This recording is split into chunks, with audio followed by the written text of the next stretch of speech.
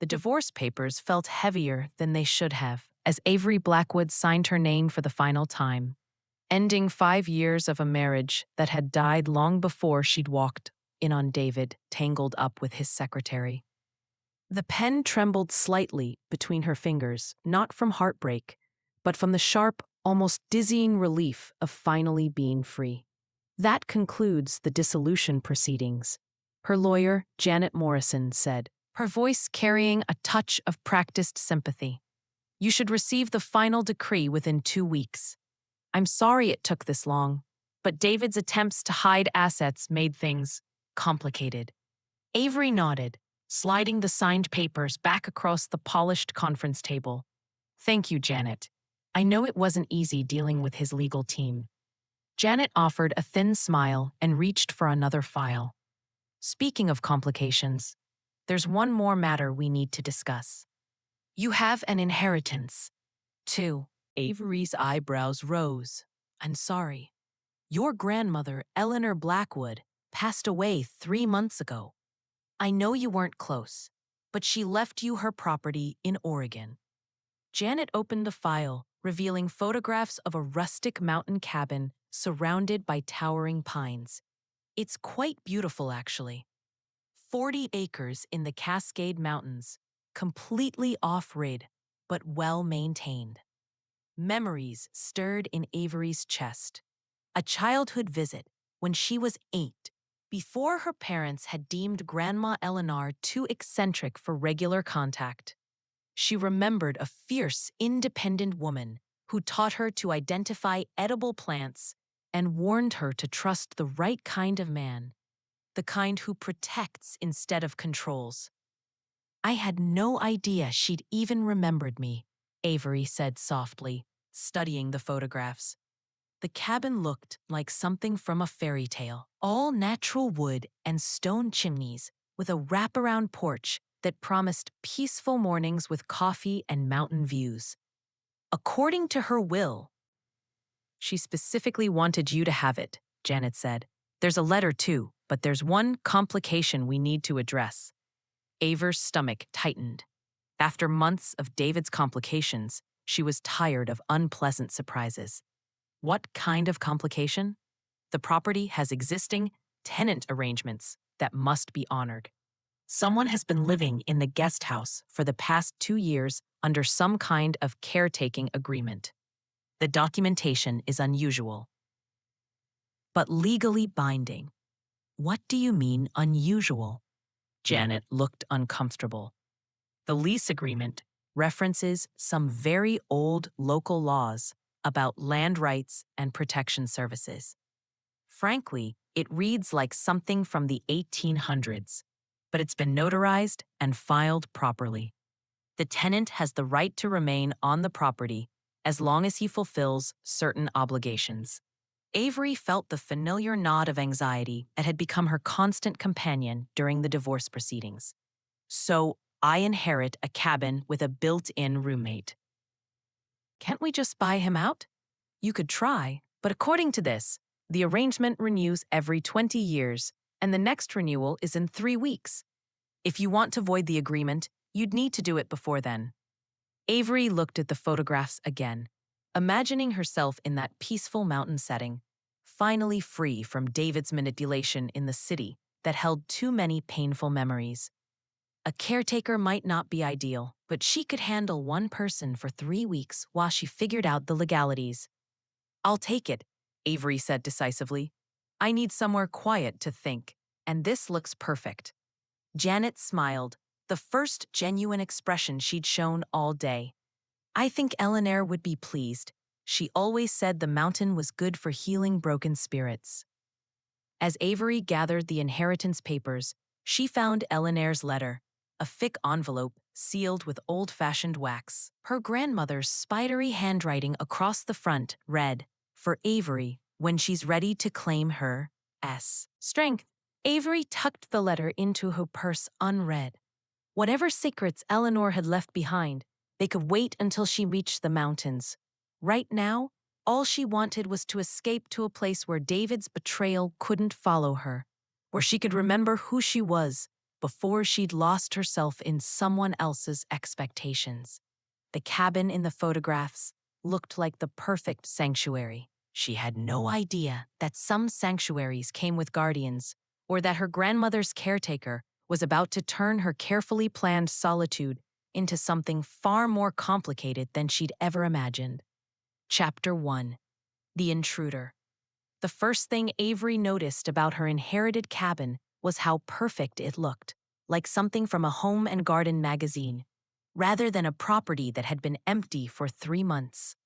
The logs gleamed with fresh stain, the porch railings showed no signs of weather damage, and the flower boxes overflowed with late summer blooms that someone had been carefully tending. The second thing she noticed was the smoke rising from the guest house chimney. Avery parked her loaded SUV in the gravel driveway, her peaceful mountain retreat fantasy crumbling as reality set in. Janet had mentioned a caretaker, but seeing evidence of actual occupancy made the arrangement feel invasive rather than convenient. After months of David making decisions about her life without consulting her, the last thing she wanted was another man assuming he belonged in her space. She grabbed her purse and marched toward the guest house, practicing the firm but polite speech she prepared during the 6-hour drive from Seattle. Professional boundaries, clear expectations, mutual respect for personal space. She'd learned the hard way that men needed explicit direction when it came to appropriate behavior. The guest house door opened before she could knock, revealing a man who made her practice speech evaporate entirely. He was tall, probably 6'3", with the kind of lean muscle that spoke of physical labor rather than gym workouts. Dark hair fell across his forehead in a way that suggested he cut it himself, with more attention to function than style. But it was his eyes that stopped her completely. Warm brown with flecks of gold, studying her with an intensity that made her feel like he was seeing more than she intended to reveal. "You must be Avery," he said, his voice carrying a slight roughness that suggested he didn't use it often. "I'm Noah Grayson. I've been maintaining the property for your grandmother." "Right," Avery said, then immediately felt foolish for the inadequate response. "I mean, yes, I'm Avery Blackwood, the new owner." Noah's mouth quirked upward slightly. "Eleanor mentioned you were direct. She said you'd inherited the family backbone along with the property." The casual mention of her grandmother sent an unexpected pang through Avery's chest. "You knew her well. Well enough to know she'd want you to feel at home here," Noah said, stepping back slightly. "Would you like me to show you around the main cabin? I've been keeping it ready for your arrival." Avery blinked, thrown off by his assumption that he'd known she was coming. "How did you?" "Never mind. Yes, I'd like to see the cabin. But first, we need to discuss your living arrangements." Something shifted in Noah's expression. Not defensive exactly, but more guarded. "Of course. Would you prefer to have that conversation inside? I just made coffee." The offer was perfectly reasonable, but Avery's divorced paranoia kicked in. Don't go into enclosed spaces with men you don't know. Don't accept drinks that could be drugged. Don't trust anyone who seems too helpful or accommodating. "I'm fine talking out here," Avery said, hating how paranoid she sounded, but unable to help herself. "Look, Noah, I'm sure you're a perfectly nice person, but I wasn't expecting a roommate. I came here for solitude. And I'm not comfortable with this arrangement." Noah studied her for a long moment, his golden fleck eyes taking in details she wasn't sure she wanted him to notice. "I understand moving to a new place is stressful, especially when you're dealing with unexpected complications." A gentle understanding in his voice was somehow worse than if he'd argued with her. Avery had spent months preparing for conflict, learning to defend her decisions against David's manipulative pushback. She didn't know how to handle a man who seemed to actually listen. "It's not about stress," Avery said, though it absolutely was. "It's about boundaries and expectations. I inherited this property, which means I have the right to determine who lives on it. You're absolutely right, Noah agreed calmly. But there are some legal complications you should be aware of before making any decisions. Avery's stomach dropped. What kind of legal complications? Noah gestured toward the main cabin. Your grandmother left some documents that explain the situation better than I can. Would you be willing to look at them before deciding whether you want me to leave? The reasonable request made Avery feel petty for her suspicion. But David's betrayal had taught her that men who seemed reasonable were often the most dangerous. Still, legal documents was something she could evaluate objectively. Fine, Avery said, but I want to see these documents immediately, and I'm calling my lawyer to verify anything unusual. Noah's smile was genuinely warm, transforming his face from handsome to devastating. I wouldn't expect anything less from Alelena's granddaughter.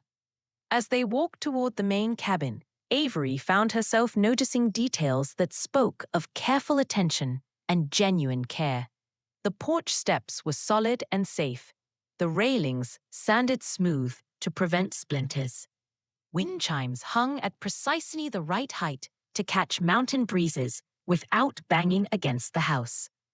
Someone had put real thought into making this place comfortable and welcoming. You've done beautiful work maintaining everything, Avery admitted grudgingly. This place deserves respect, Noah said simply. Your grandmother created something special here.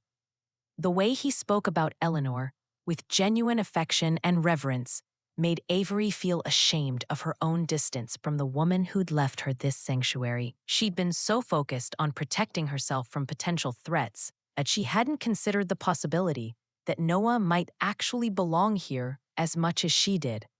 But belonging and legal rights were two different things, and Avery had learned not to let emotions override practical considerations. Whatever Noah's story was, she needed facts before making any decisions about her future. The main cabin door opened with a key Noah produced from his pocket, and Avery felt another flicker of unease. You have a key to my house? Caretaking responsibilities, Noah said, holding up the key ring. But I'll turn these over to you immediately if you decide you don't want me to continue. The immediate offer to relinquish access surprised Avery. David had hoarded control over every aspect of their shared life, refusing to give her keys to his office or access to bank accounts she'd helped fund. Noah's willingness to transfer authority felt almost too good to be true.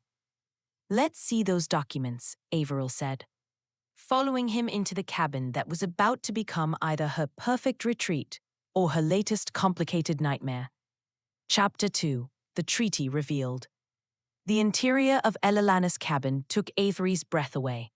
Warm wood paneling, stone fireplace, and furniture that managed to be both rustic and sophisticated. Every surface gleamed with careful maintenance, and fresh flowers in mason jars suggested someone had been preparing for her arrival. Grandma had excellent taste, Avery murmured, running her fingers along a hand-carved mantelpiece.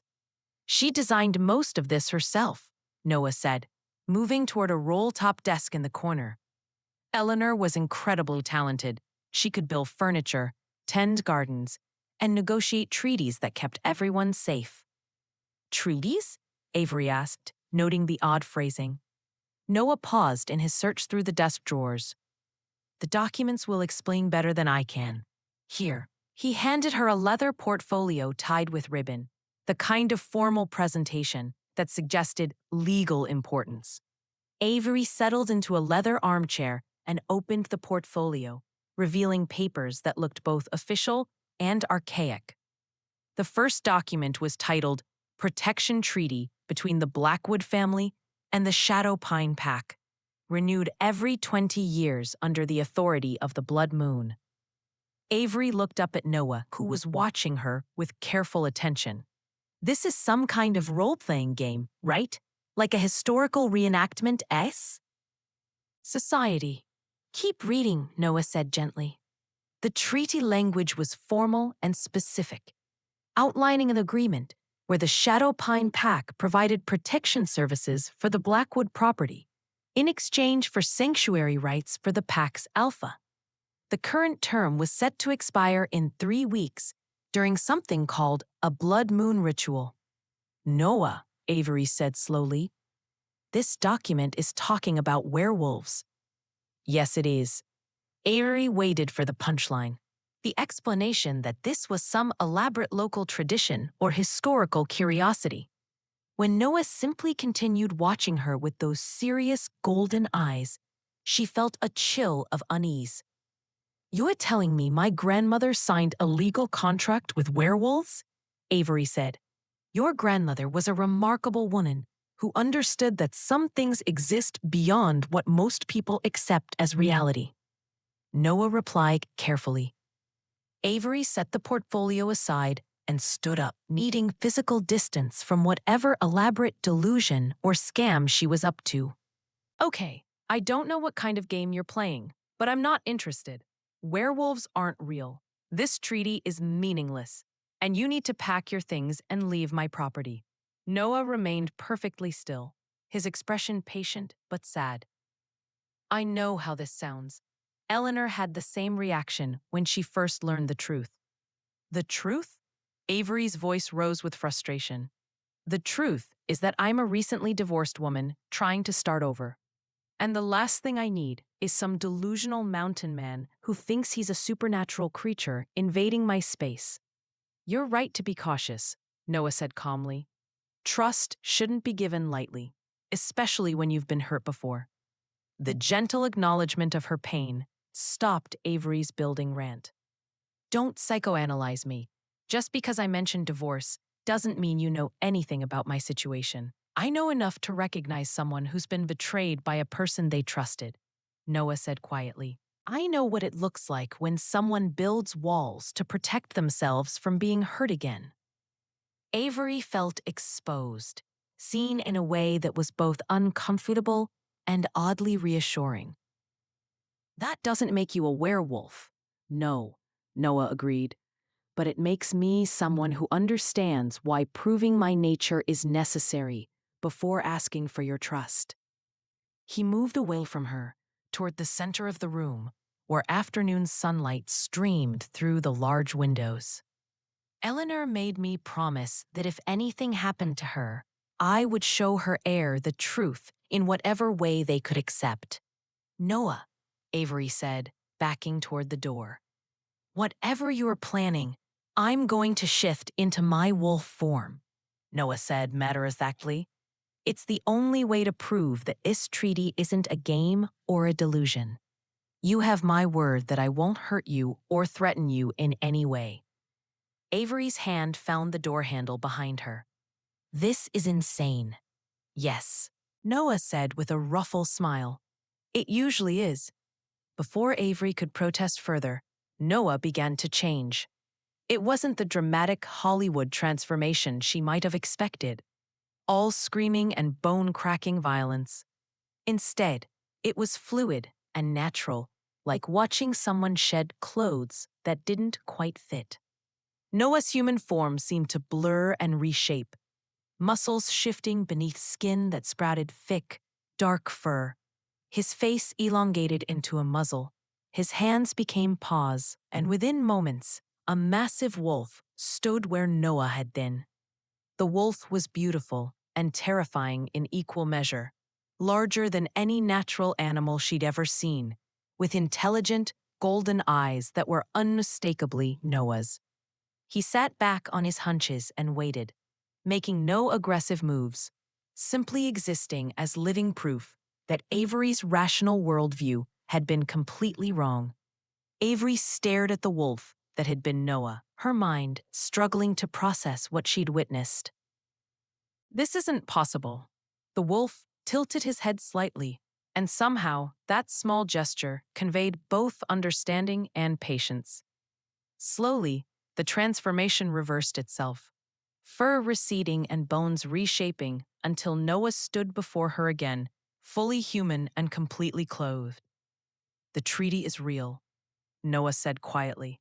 The protection is real. and the choice of whether to honor your grandmother's agreement is entirely yours. Avery sank back into the leather chair, her legs suddenly too weak to support her. Werewolves are real, among other things, Noah confirmed.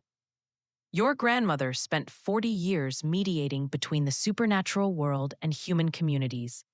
She helped establish peaceful coexistence in this region, and now that responsibility falls to me. Only if you choose to accept it, Noah said, settling into the chair across from her. The treaty expires in 3 weeks. If you decide not to renew it, the Shadow Pine Pack will find another way to protect our territory. Avery looked around the cabin that had seemed like a perfect sanctuary just an hour ago. What exactly does protection involve? Keeping supernatural threats away from human communities, maintaining the balance that prevents exposure of our world to people who aren't ready to know we exist. Making sure that families like yours can live safely without ever knowing about the dangers we handle. And in exchange, the Pax Alpha, me, has sanctuary rights on this property, a safe place to retreat when necessary, and a neutral ground for resolving disputes with other supernatural groups. Avery studied Noah's face, looking for signs of deception or manipulation. You've been living here for 2 years. Yes. Alelenar and I worked together closely during that time. And if I don't renew the treaty, Noah's expression grew carefully neutral. Then I pack my things and leave, and you never have to think about werewolves again. The offer should have been reassuring, but something in Noah's tone suggested the situation was more complicated than he was letting on. But the protection would end too. Other supernatural groups might see this territory as unclaimed and available for their own purposes. Avery felt the weight of impossible decisions settling on her shoulders. So, I can either accept a supernatural roommate I didn't ask for, or potentially put innocent people in danger. Those are the basic options, Noah admitted. I know it's not fair to burden you with choices you never wanted to make. Avery closed her eyes, thinking about David's constant manipulation. The way he'd presented her with false choices designed to benefit him while making her feel like she had control. How do I know you're not just manipulating me into agreeing to something that serves your interests? When she opened her eyes, Noah was watching her with an expression of profound sadness. You don't. You have no reason to trust me, and every reason to be suspicious of men who ask you to make life-altering decisions based on their word alone. The honest acknowledgement of her position was so different from David's gaslighting that Avery felt tears threaten. I can't handle another situation where someone controls my life through obligations I don't understand. Then don't, Noah said. Simply take time to process this information. Read through all of Eleanor's documents. Ask me any questions you have. Make whatever decision feels right to you, and I'll respect it completely. Avery looked at the treaty papers scattered around her, evidence of a world she'd never imagined and responsibilities she'd never wanted. And you'll just wait while I figure this out. I'll be in the guest house if you need anything, Noah said, standing up. The main cabin is yours, Avery. I won't enter without permission, and I won't pressure you for a decision before you're ready. As Noah moved toward the door, Avery found herself calling after him. Noah, why does the treaty expire specifically during a blood moon? He paused, his hand on the doorframe. Because that's when the magic is strongest, when bindings can be made or broken permanently. Magic? Noah's smile was gentle and slightly sad.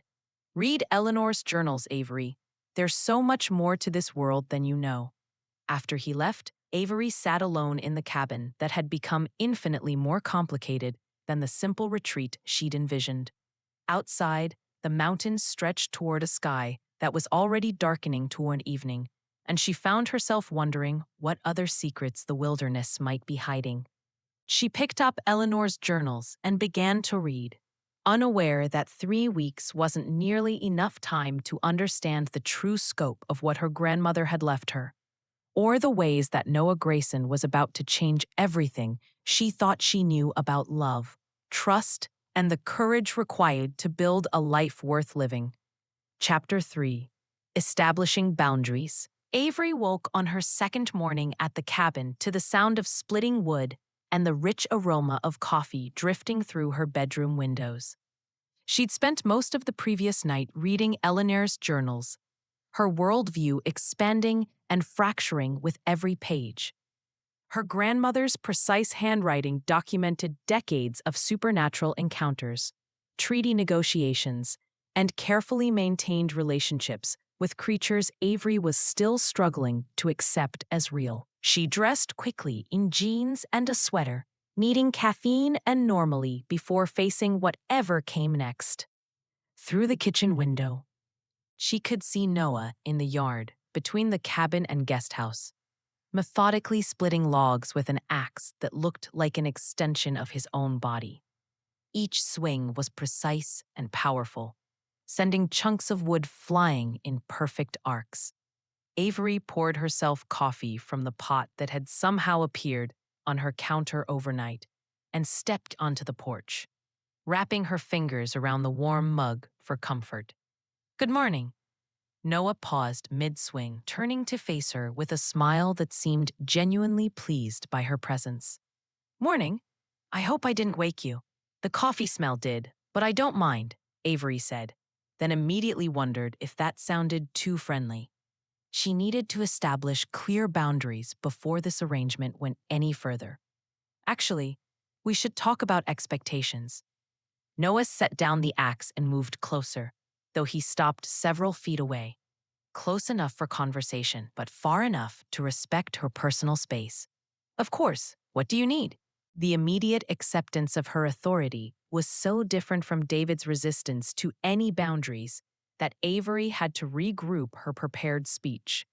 "I've been thinking about this situation all night, and if we're going to coexist for the next 3 weeks, we need clear rules." "That makes sense," Noah said. "What would make you most comfortable?" Avery pulled a folded piece of paper from her pocket, notes she'd made at 3 a.m. when sleep proved impossible. "First, the main cabin is my private space. No entering without explicit permission, even for maintenance issues.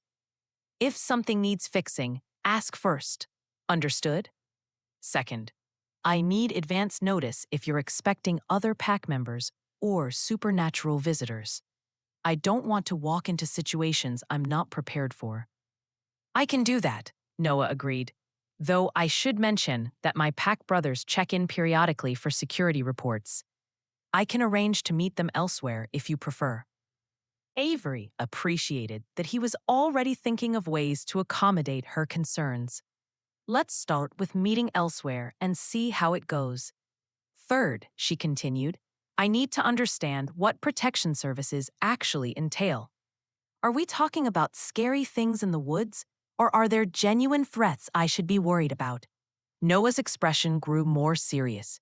"Both, unfortunately. This territory has been peaceful for 20 years because of the treaties Eleanor maintained. But there are supernatural groups that would love to claim this area for themselves. Rogue werewolves, hunters who target our kind, creatures that see humans as prey rather than neighbors." A chill ran down Avery's spine. "And you handle these threats alone?" "Usually, the Shadowpine pack is small but experienced, and most potential problems are resolved through negotiation rather than confrontation." Noah paused, studying her face. "Are you having second thoughts about staying here?" Avery considered the question. Seriously. The rational part of her mind was screaming that she should pack up and return to Seattle immediately before she got in over her head with supernatural politics she didn't understand. But another part, the part that had felt more peaceful in 2 days at the cabin than she had in months of city living, refused to be driven away by fear. "I'm not leaving," she said firmly. "This is my inheritance, my home now. But I need to understand what I'm dealing with. Something that looked like respect flickered in Noah's golden eyes. Ella Lanner said, "You had her backbone. I can see what she meant." The compliment warmed Avery more than it should have. "What's fourth on my list?" she said, consulting her notes again. "Personal boundaries. We're essentially housemates for the next 3 weeks, but this isn't a social situation. I'm not looking for friendship or anything more complicated." Noah nodded, though something in his expression suggested her words had stung. "Purely professional relationship." "I understand. It's not personal," Avery said quickly, then wondered why she felt the need to soften the boundary. "I'm just not in a place where I can handle complicated relationships right now." "You don't need to explain," Noah said gently.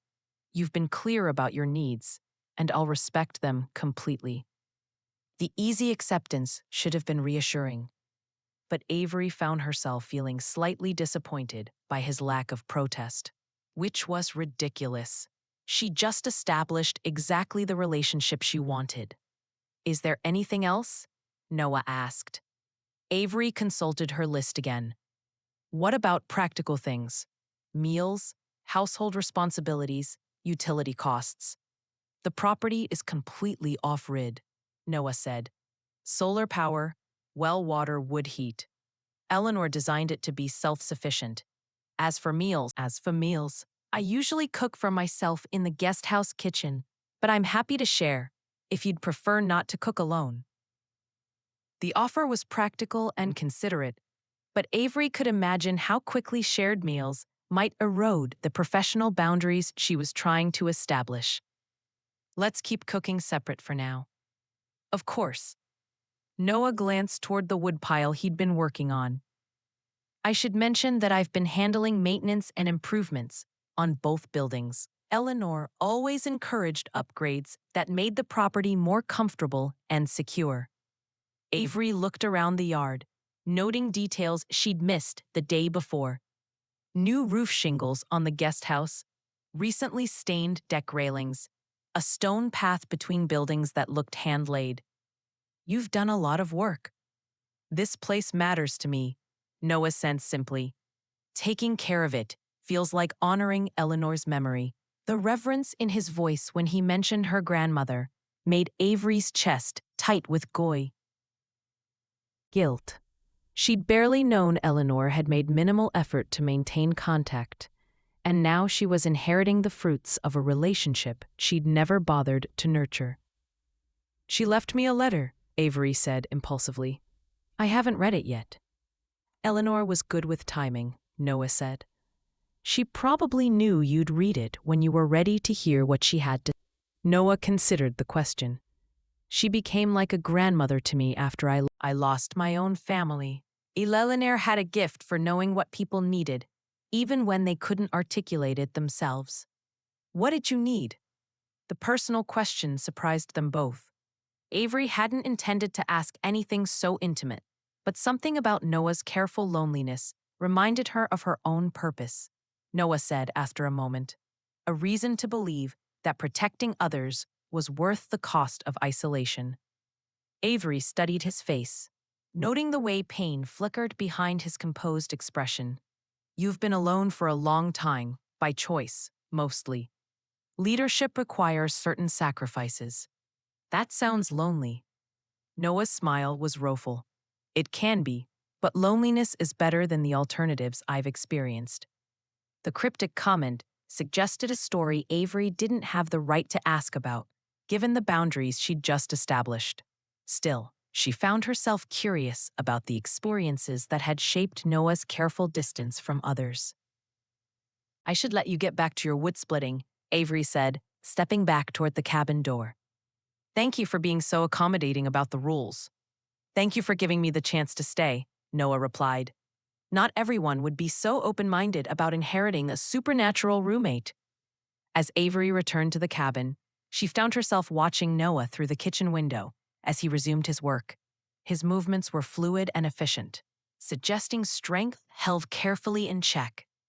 There was something almost meditative about the way he approached the task, as if the physical rhythm helped quiet whatever thoughts occupied his mind. She'd established clear boundaries, practical arrangements, and professional distance. So why did she find herself wondering what Noah's story was?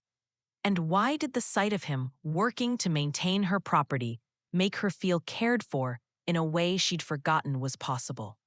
Avery forced herself to focus on unpacking her belongings and reviewing more of Eleanor's documents.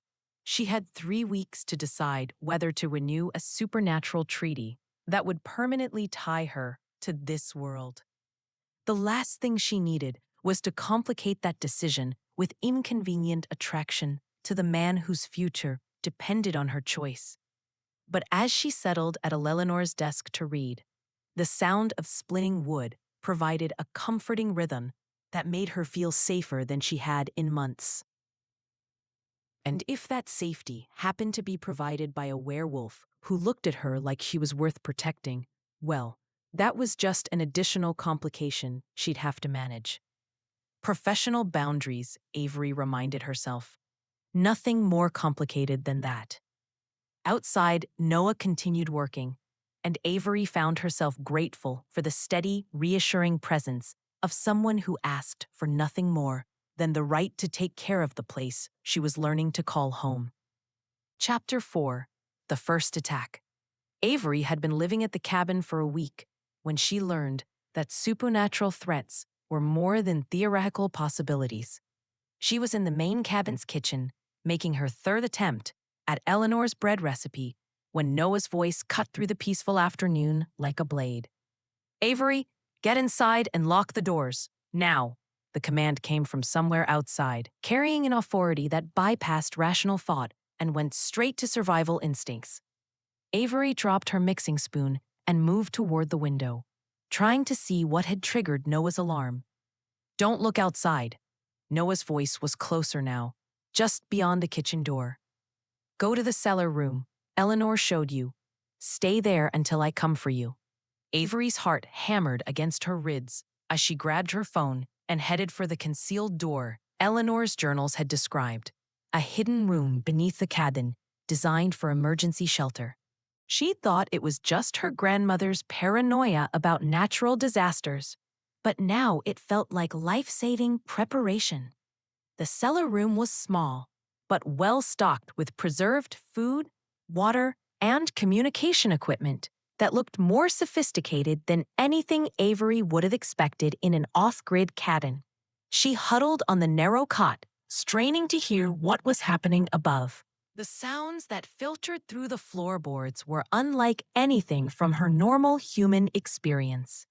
Snarling that seemed too large and vicious for any natural animal. Crashes that suggested furniture being destroyed. And underneath it all, a low growling that vibrated through the building's bones and made Avery's skin crawl with primitive fear. Then, suddenly, silence. Avery waited, counting her heartbeats and trying not to imagine the worst. Noah could be injured. He could be dead. She could be trapped in this hidden room while unknown predators prowled the cabin above. Avery, Noah's voice, rough and strained, but undeniably alive. "It's safe to come up." He emerged from the cellar to find the main cabin in shambles. Furniture overturned, claw marks gouged in the wooden walls, windows shattered and letting in cold mountain air. In the center of the destruction stood Noah, human-formed, but somehow different, wilder, more dangerous, with golden eyes that still held traces of the wolf she'd seen him become. "What happened?" Avery asked, surveying the damage. "Rogue werewolves," Noah said grimly, riding an overturned chair. "3 of them, testing our defenses and looking for weaknesses." "Our defenses?"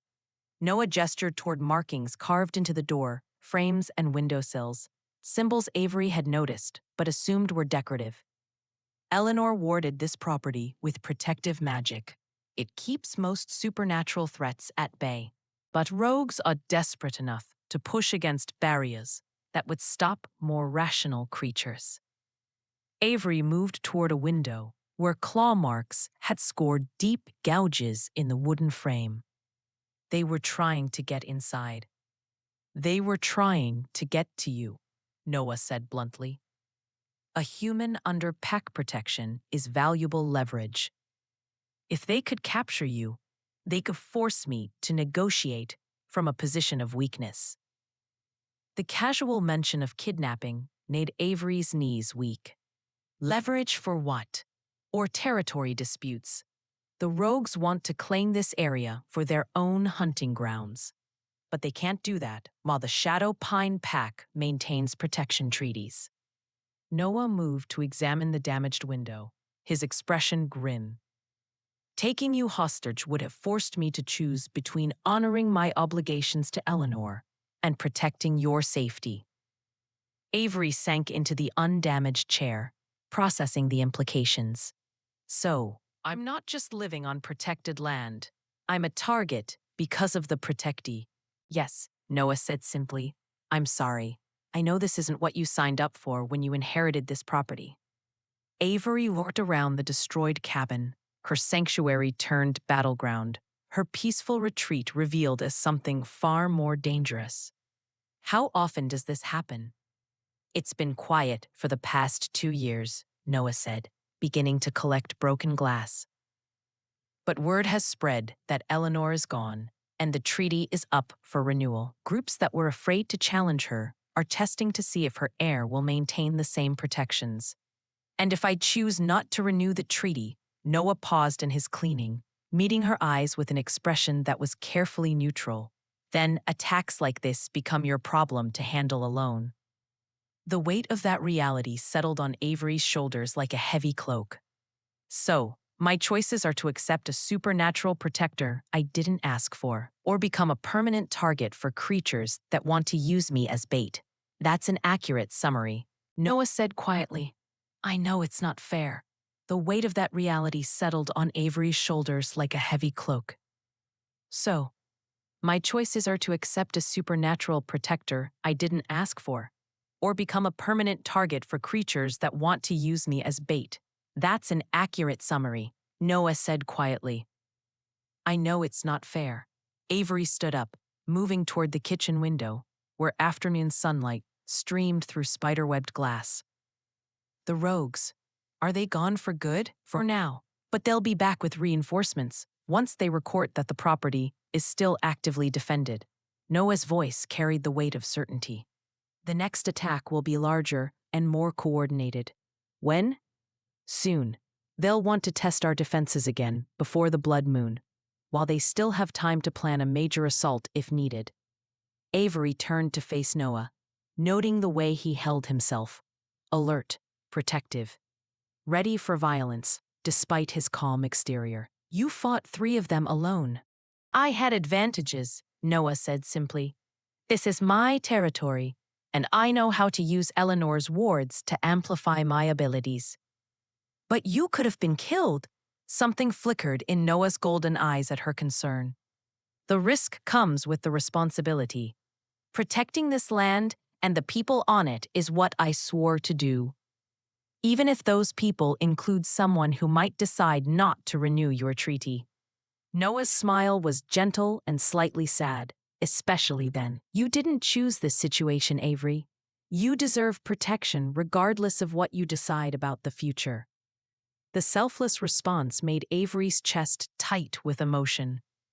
She didn't want to examine too closely. She'd spent 5 years with a man who wouldn't lift a finger to help her unless it served his own interests. Noah's willingness to risk his life for someone who might abandon him was almost incomprehensible. I need some air, Avery said, moving toward the door. Avery, wait! Noah's voice stopped her before she could step outside. It's not safe for you to be alone right now. The rogues might have left centuries. Then come with me, Avery said, surprising herself with the invitation. I need to walk, and apparently I need a bodyguard. Noah nodded, grabbing a jacket from the hook by the door. There's a trail behind the cabin that leads to a clearing where Eleanor used to meditate. It's within the strongest ward boundaries. They walked in silence through towering pines, following a path that showed signs of careful maintenance. Avery found herself hyper-aware of Noah's presence beside her. The way he moved with predatory grace. The way his eyes constantly scanned their surroundings for threats. The way his very presence made her feel safer, despite the danger they'd just faced. "Tell me about the rogues," Avery said, as they reached the clearing Noah had mentioned. "What makes them different from your pack?" Noah settled on a fallen log that formed a natural bench, and Avery joined him, maintaining careful distance while appreciating the shared space. Pack wolves live by codes that prioritize community welfare and sustainable relationships with humans. Rogues are werewolves who've rejected those limitations in favor of taking whatever they want. So they're criminals, more like predators, who've given up any pretense of civilization. Noah said they hunt humans for sport, claim territory through violence, and see other supernatural beings as competitors to be eliminated. Avery shuddered, imagining what might have happened if Noah hadn't been there to defend the cabin. "How many of them are there?" "Too many," Noah said grimly. "When pack wolves are exiled for crimes against the community, they often band together in rogue groups. They're drawn to areas like this, remote, lightly populated, with resources they can exploit. And Eleanor kept them away for 40 years. Eleanor was formidable, Noah said with obvious admiration. She had natural magical abilities that most humans never develop, and she wasn't afraid to use them against threats to her territory. Avery thought about her grandmother's journals, filled with matter-of-fact descriptions of supernatural encounters and diplomatic negotiations. "Do I have those abilities?" Noah studied her face with an intensity that made her feel exposed. "Magic often runs in bloodlines, but it requires training and practice to develop. Eleanor started learning when she was much younger than you are now. So, I'm essentially defenseless." "You're under my protection," Noah said firmly. "And you're stronger than you realize. You've handled learning about the supernatural world with remarkable composure." "I've had a lot of practice dealing with situations that seem impossible," Avery said dryly, thinking about the months of divorce proceedings and David's psychological manipulation. "Though I admit this is a new level of surreal." "What kind of practice?" Noah asked gently. Avery hesitated, then found herself answering with more honesty than she'd intended. "My ex-husband was very good at creating crises that only he could solve. I spent 5 years believing I was helpless without his guidance and protection. But you left him eventually, after I caught him in bed with his secretary, and realized that his protection was really just control." Avery pulled her knees up to her chest, wrapping her arms around them. "I swore I'd never put myself in a position where someone else could make decisions about my safety again." Noah was quiet for a long moment, and when he spoke, his voice was carefully neutral. "Is that why you're reluctant to renew the treaty? Because it feels like accepting another form of control?" The perceptive question hit closer to home than Avery wanted to admit.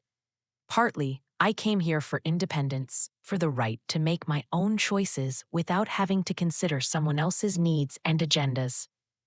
And now you're faced with a situation where your choices affect not just you, but an entire pack of wolves and potentially innocent humans in the surrounding area." "Exactly," Avery said, grateful that he understood the complexity of her position.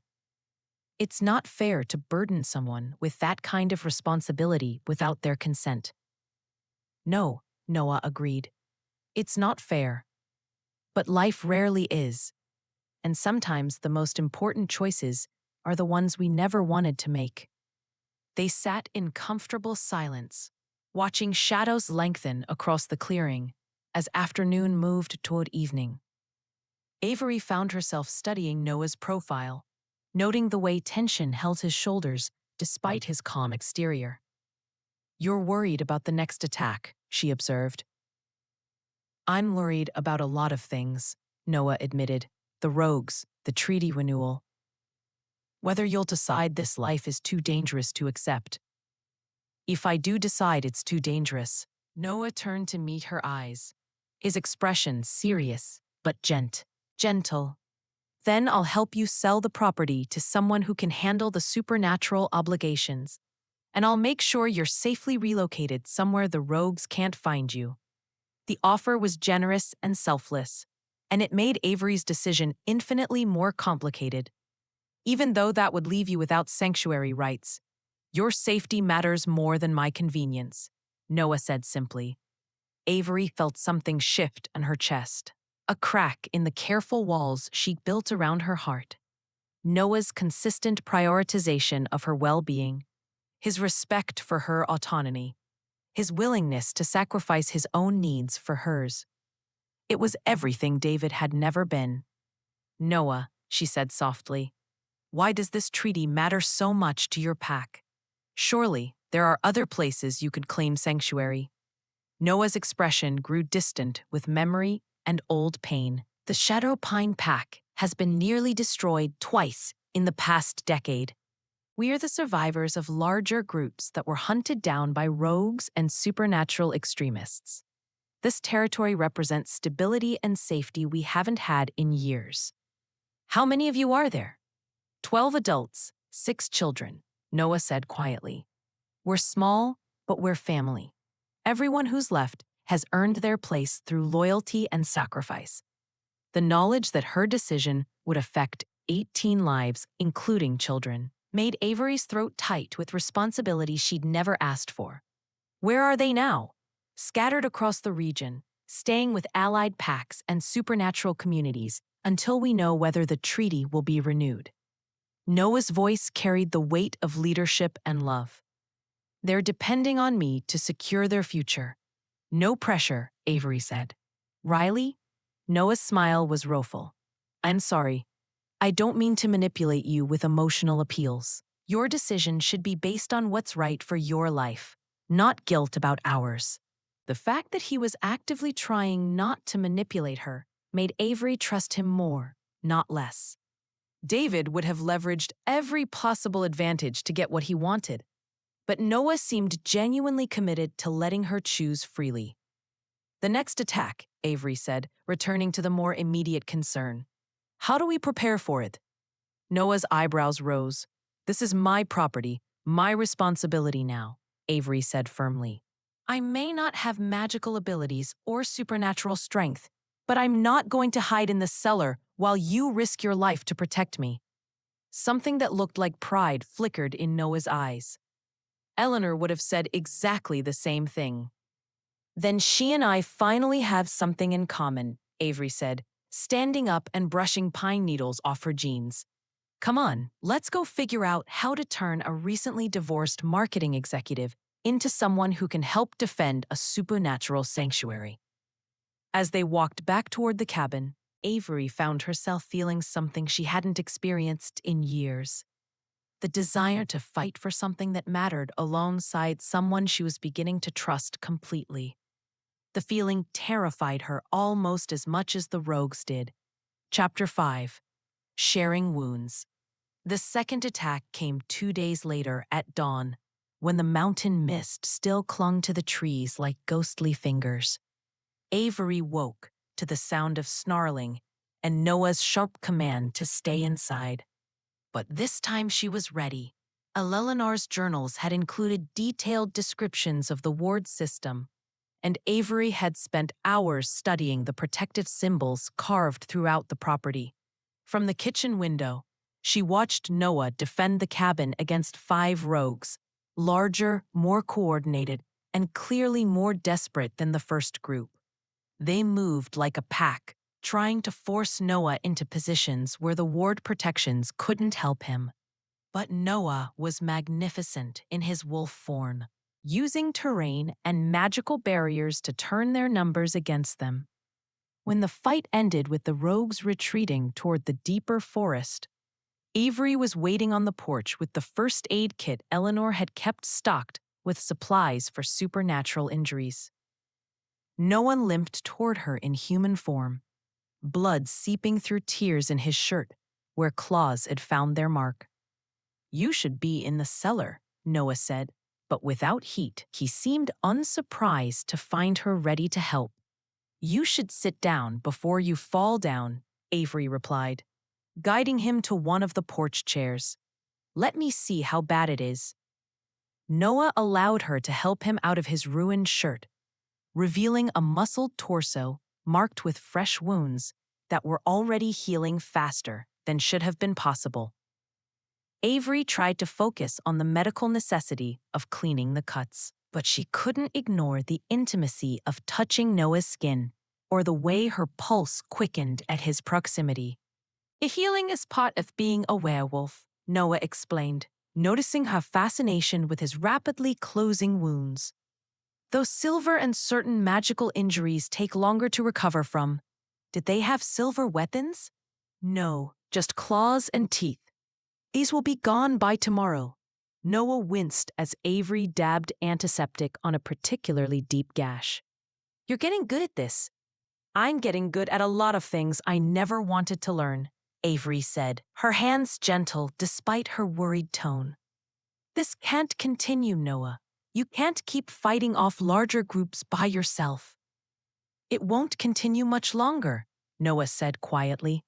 "One way or another, the blood moon will settle this." Avery paused in her ministrations, meeting his eyes. "What aren't you telling me about the treaty renewal?" Noah was quiet for so long that Avery thought he might not answer. When he spoke, his voice carried the weight of carefully held secrets. "The binding ritual that renews the treaty. It's more complicated than I initially explained." "How complicated?" "It requires a blood bond between the alpha and the property holder," Noah said carefully. "A permanent magical connection that can't be broken or transferred." Avery's hand stilled on his chest. "What kind of connection?" "The kind that links our life forces," Noah admitted. "If one of us dies, the other feels it. If one of us is in danger, the other knows.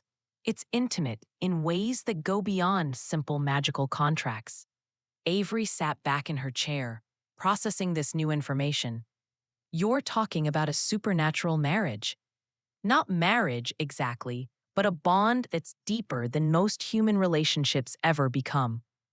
Noah's golden eyes searched her face for reaction. "I should have told you sooner, but I was afraid you'd refuse to consider the treaty if you knew the full scope of what it involved." "You're right," Avery said bluntly. "I would have refused immediately." And now Avery looked at Noah, wounded from defending her property, honest about the costs and complications, giving her every reason to walk away, while clearly hoping she'd choose to stay. "Now I'm terrified and confused and angry that my grandmother left me with such an impossible decision." "I know," Noah said softly. "Eleanor struggled with the same choice when she first inherited the property from her own grandmother. She told me it took her 3 renewals before she fully understood what she was committing to." 3 renewals? Avery did quick math. "She was bonded to your pack for 60 years. First to my grandfather, then my father, then me," Noah confirmed. "The bond transfers to the next alpha when leadership changes, but it maintains the connection to the Blackwood bloodline." The revelation that Eleanor had been magically connected to Noah made Avery's chest tight with unexpected jealousy. "Were you and my grandmother?" "Eleanor was like a grandmother to me," Noah said firmly. "The bond created familiar love and deep trust, not romantic attraction. She was 93 when she died, and I cared for her like the elder she was." Relief flooded through Avery, followed immediately by embarrassment at her own reaction. She had no right to feel possessive about Noah's relationships, especially when she was still deciding whether to accept any connection to him at all. "The bond," Avery said, forcing herself to focus on practical concerns. "What would it feel like?" Noah considered his answer carefully. like being permanently aware of another person's well-being. Eleanor said it was comforting once she got used to it, like having someone always watching out for her, always available if she needed help. And the alpha, what does it feel like from your perspective? Like having someone to protect who's worth protecting, Noah said simply. Like belonging somewhere, instead of just existing in temporary spaces. The longing in his voice made Avery's heart ache. You've never belonged anywhere. Pack loyalty is different from personal connection. Noah said, I love my pack family, but the alpha bond with the property holder is unique. It's chosen family rather than inherited obligation. Avery thought about her own desperate desire for belonging, for a place where she could be completely herself, without fear of judgment or manipulation. What happens if we complete the bond and then realize we're incompatible? The bond adapts to whatever relationship develops naturally. Noah said, Eleanor and I were family. Others in Blackwood history have become friends, business partners, or, he trailed off, leaving the implication hanging. Or lovers, Avery finished. Only if that's what both people want, Noah said quickly. The bond doesn't force romantic feelings any more than it forces family connections. It just creates the foundation for whatever relationship serves both people best. Avery stood up and moved to the porch railing, needing space. To think, the mountains stretched endlessly before her, beautiful and wild and completely indifferent to her human complications. This is insane. Yes, Noah agreed. Most magic is. I came here to escape complicated relationships, Avery said. To figure out who I am when I'm not trying to meet someone else's expectations. And instead, you found a situation that requires you to make decisions about someone else's survival while bonding yourself to them permanently. Exactly. Avery turned back to face Noah, noting how the afternoon light played across his healing injuries. It's like the universe has a sick sense of humor. Noah's smile was rueful. Eleanor used to say that the universe has a way of giving us what we need instead of what we want and trusting us to figure out the difference. What do you think I need? The question surprised them both.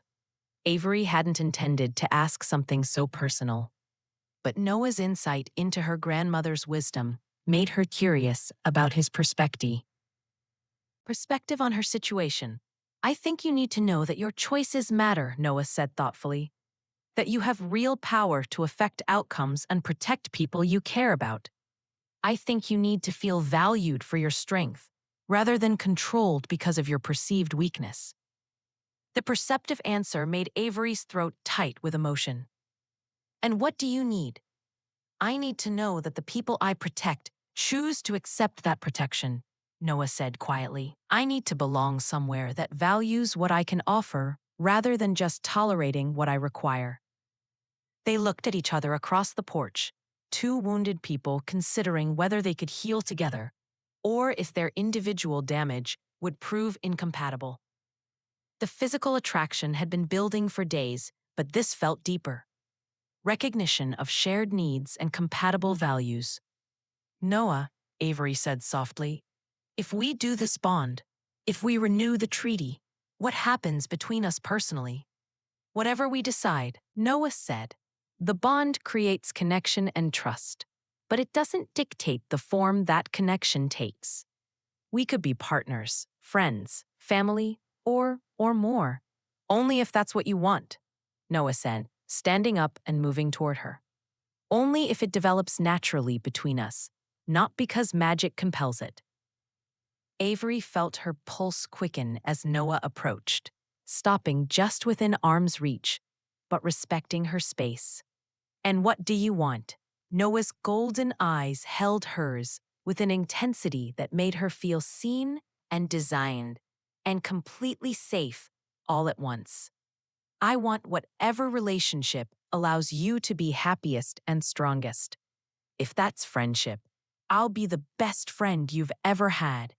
If it's more, Noah's voice dropped to something lower and more intimate. If it's more, I'll spend every day proving that you can trust me with your heart as well as your safety. The promise hung between them, weighted with possibility and hope, and the terrifying prospect of risking everything she'd rebuilt since her divorce. Avery felt herself leaning toward Noah, drawn by his warmth and sincerity, and the way he looked at her like she was worth waiting for.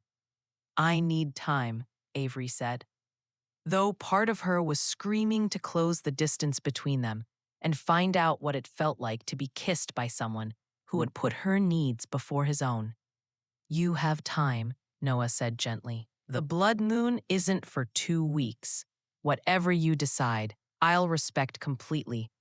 As evening settled over the mountains, Avery found herself hoping that 2 weeks would be enough time to sort through the impossible tangle of desire, fear, responsibility, and hope that had taken over her carefully planned solitary retreat.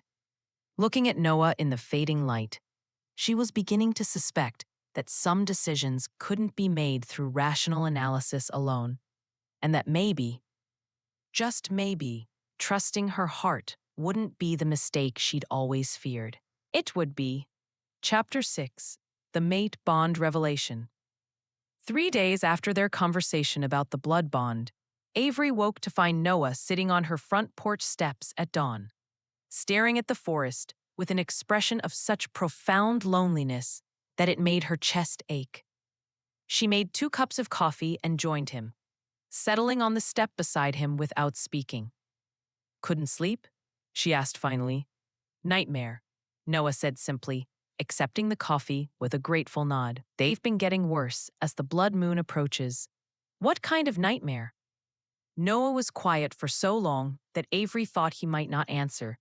When he spoke, his voice carried the weight of old grief. I dream about losing everyone I'm supposed to protect. The pack, this territory, you. The casual inclusion of herself in his list of protected people sent warmth through Avery's chest. Have you always had prophetic dreams? Sometimes alpha wolves often have enhanced intuition about threats to their pack. Noah sipped his coffee, his golden eyes fixed on the tree. But these don't feel like warnings about external threats. They feel like fears about my own failures. Avery studied his profile, noting the tension in his jaw and the careful way he held himself apart from her, despite sitting close enough to touch. What kind of failures? The kind where I'm not strong enough, fast enough, smart enough to keep everyone safe, Noah said quietly. The kind where people I love die because I made the wrong choice. Has that happened before?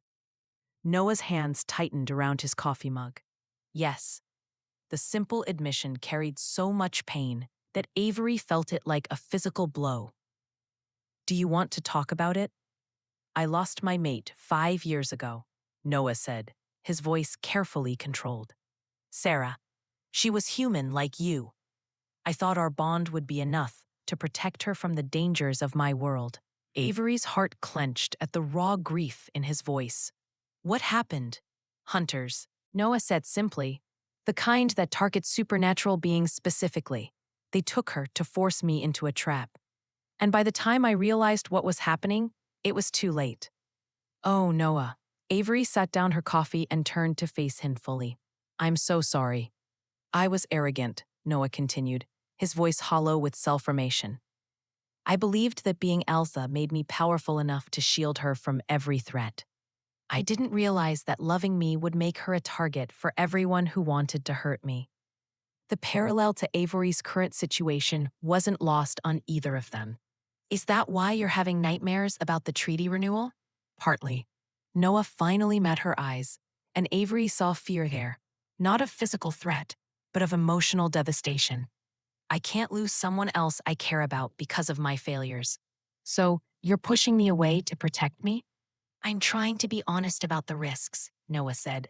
Sarah died because I didn't fully understand what I was exposing her to. I won't make that mistake again. Avery felt something fierce and protective rise in her chest. Noah, you can't blame yourself for what hunters did to someone you loved. Can I? Noah's laugh was bitter. She was targeted specifically because she was my weakness. If I'd been stronger, smarter, more careful, she'd still be gone, Avery interrupted firmly. Because you can't control other people's evil choices, no matter how strong or smart or careful you are. Noah stared at her, seeming startled by her vehement defense of him. You don't understand. I understand perfectly, Avery said, surprising herself with the intensity of her response. I spent 5 years blaming myself for my ex-husband's betrayals, thinking that if I'd been prettier, smarter, more supportive, he wouldn't have cheated. But the truth is that David's choices were about his character, not my inadequacies. That's different. No, it's not, Avery said firmly. It's exactly the same. You're taking responsibility for someone else's deliberate cruelty, and you're letting that guilt convince you that you don't deserve love or happiness. Noah was quiet for a long moment, processing her words. Sarah used to say something similar. Smart woman, she was, Noah said softly. She was also brave and kind and completely fearless about loving someone from a world she didn't understand. Like me, Avery said, the words slipping out before she could stop them. Noah turned to study her face with an intensity that made her feel exposed. Yes, like you. The admission hung between them, weighted with implications that made Avery's pulse quicken. Noah, when you told me about the blood bond, you left something out. What do you mean? Avery took a deep breath, steeling herself for a conversation that would change everything between them. You explained the magical connection, the protection aspects, the way it would affect my relationship with your pack. But you didn't mention that you've already recognized me as your mate. Noah went very still, his coffee mug frozen halfway to his lips. How did you, Eleanor's journals? Avery said. She wrote about the signs of mate recognition, the way alphas react to their destined partners, the way you've been looking at me, the protective instincts, the careful distance you maintain despite obvious attraction. It all fits. Noah sat down his coffee and turned to face her fully, his expression carefully neutral. What do you want me to say? I want you to tell me the truth, Avery said. I want you to admit that this treaty renewal isn't just about pack protection or property rights. It's about you wanting to claim your mate and me having to decide whether to accept that bond.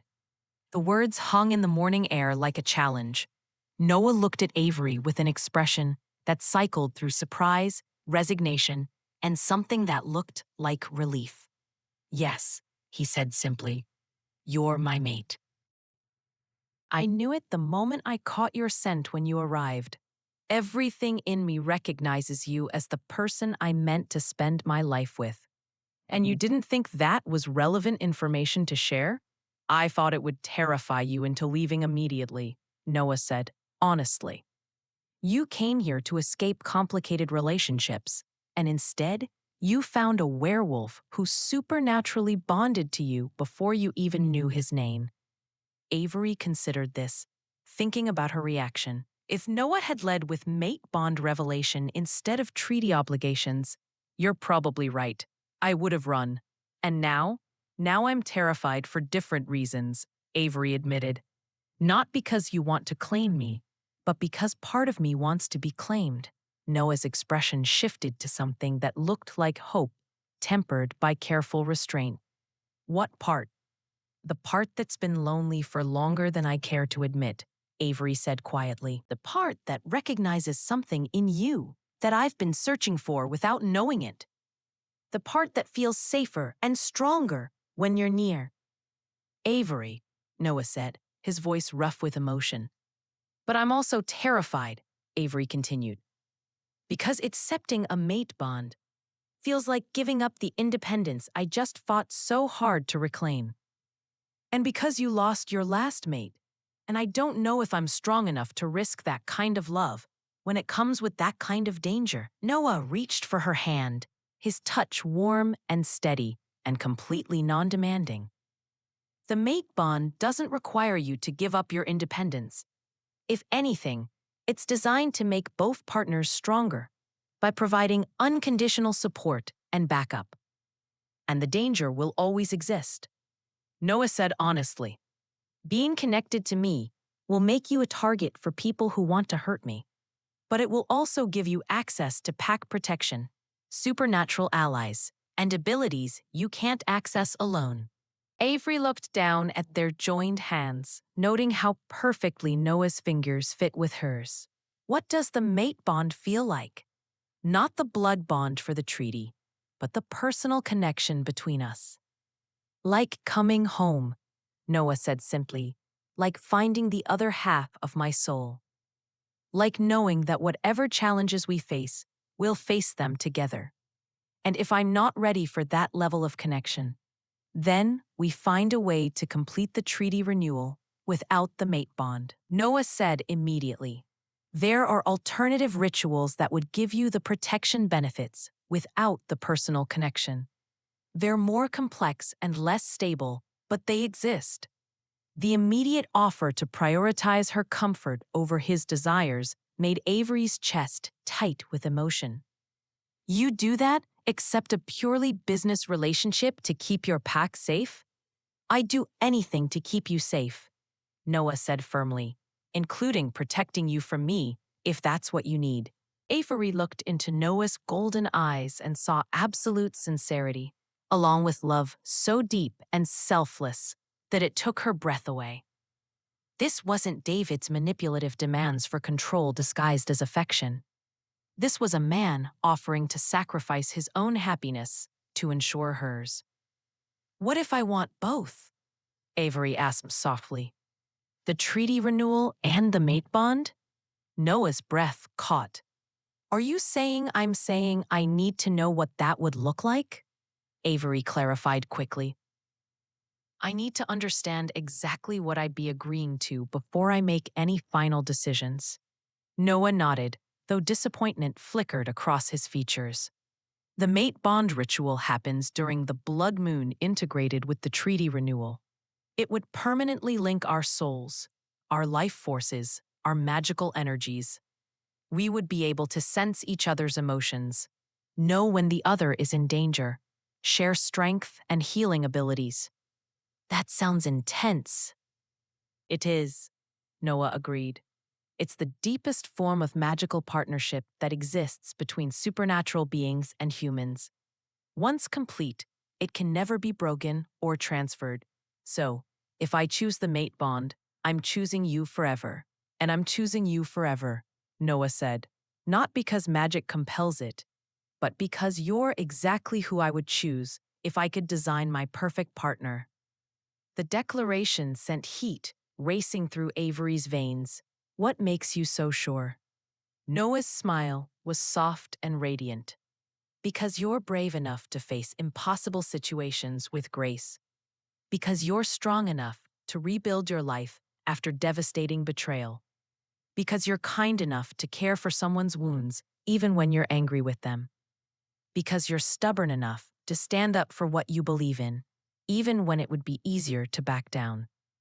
Noah, because you make me want to be worthy of your trust, Noah continued, his thumb tracing across her knuckles. Because you challenge me to be better while accepting who I am right now. Because you're beautiful and brilliant and absolutely fearless when it matters. Avery felt tears threatening at the heartfelt catalog of her strengths. Qualities she'd forgotten she possessed during her marriage to someone who'd focused only on her perceived weaknesses. I need time to think, Avery said, though she was already leaning toward Noah, drawn by his warmth and sincerity. You have time, Noah said, raising her hand to his lips for a soft kiss that sent electricity racing up her arm. But Avery, whatever you decide about the bonds, please know that meeting you has been the best thing that's happened to me in years.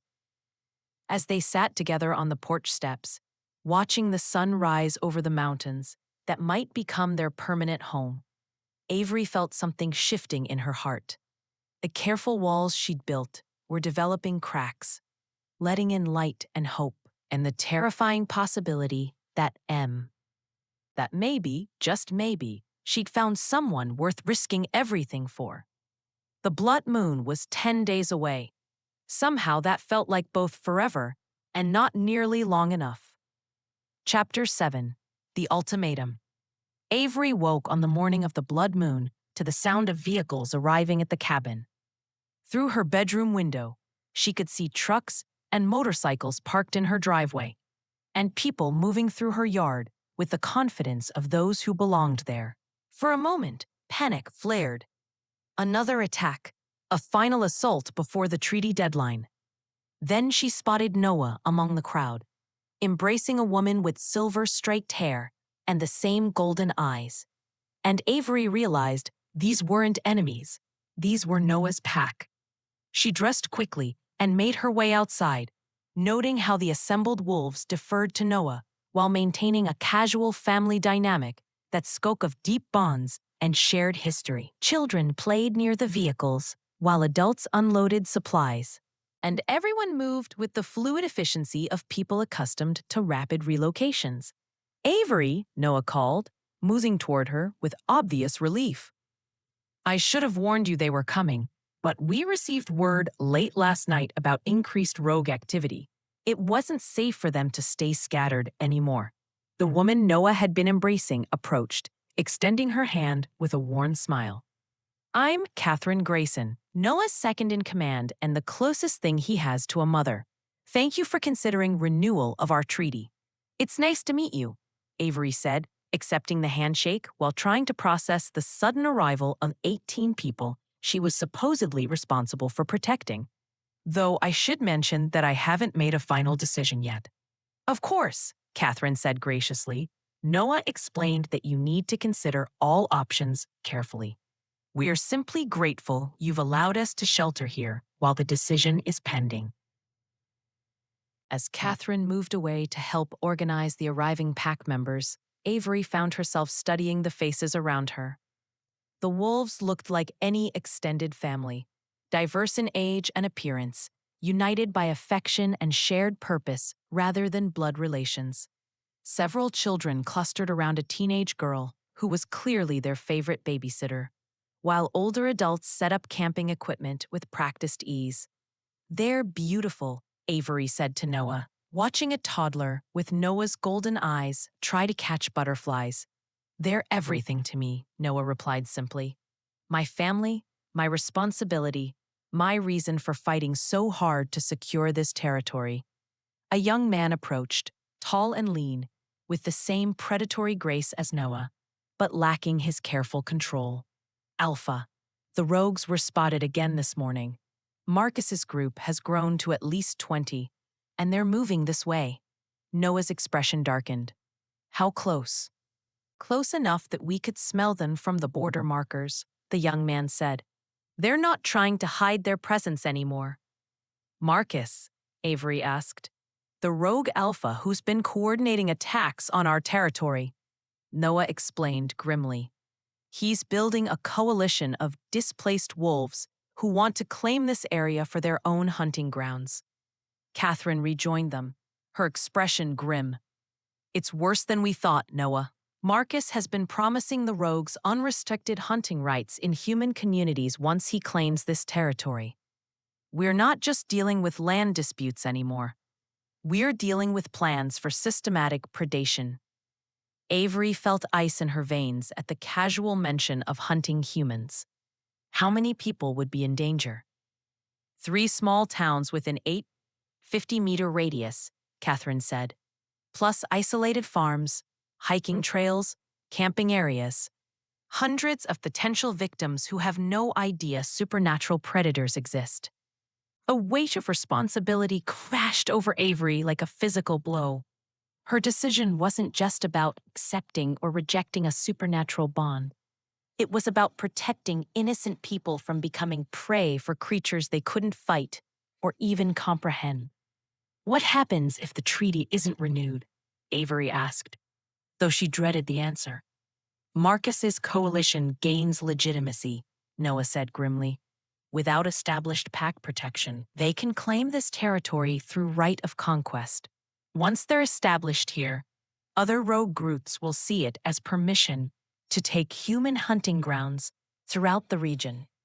And if the treaty is renewed, then this territory remains under Shadow Pine pack protection, and Marcus's coalition has no legal supernatural claim to it, Catherine explained. They'd have to find somewhere else to establish themselves or face consequences from the Council of Alphas for violating established treaties. Avery looked around at the pack members setting up what was clearly a defensive camp, preparing for battle she'd never wanted to be part of.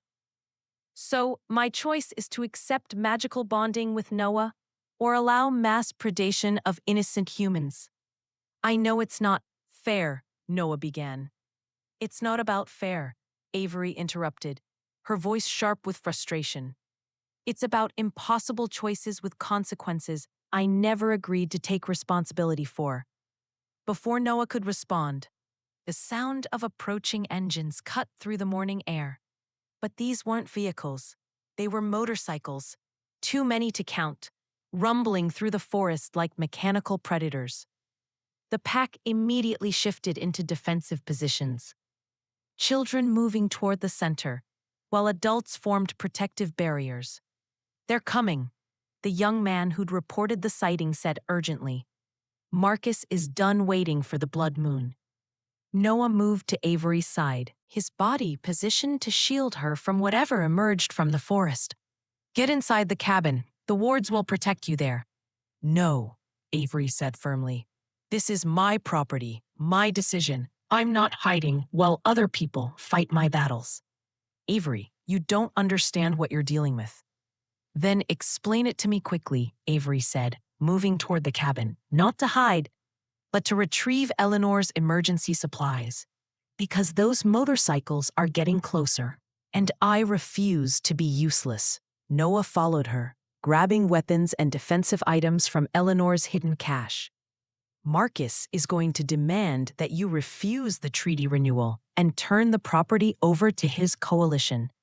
If you agree, his wolves will occupy this territory and begin hunting humans immediately. If you refuse, he'll try to kill me to eliminate the treaty option entirely. Avery finished. Yes, and then kill me to eliminate pack protection, and probably kill anyone else who might interfere with his plans. Avery strapped on the protective vest Eleanor had somehow acquired, noting how it seemed designed specifically for supernatural combat. So our choices are surrender to mass murder or fight a battle against overwhelming odds. Unless, Noah said quietly, checking the silver-lined weapons that would be effective against werewolves. You choose the third option, which is Noah met her eyes, his expression heartbroken, but determined. Renew the treaty and accept the mate bond tonight during the blood moon. The ceremony would give us access to magical protections and power levels that even the odds against Marcus's coalition. Avery felt the weight of the decision crushing down on her. So, I have to choose between sacrificing innocent lives or sacrificing my independence and binding myself permanently to you.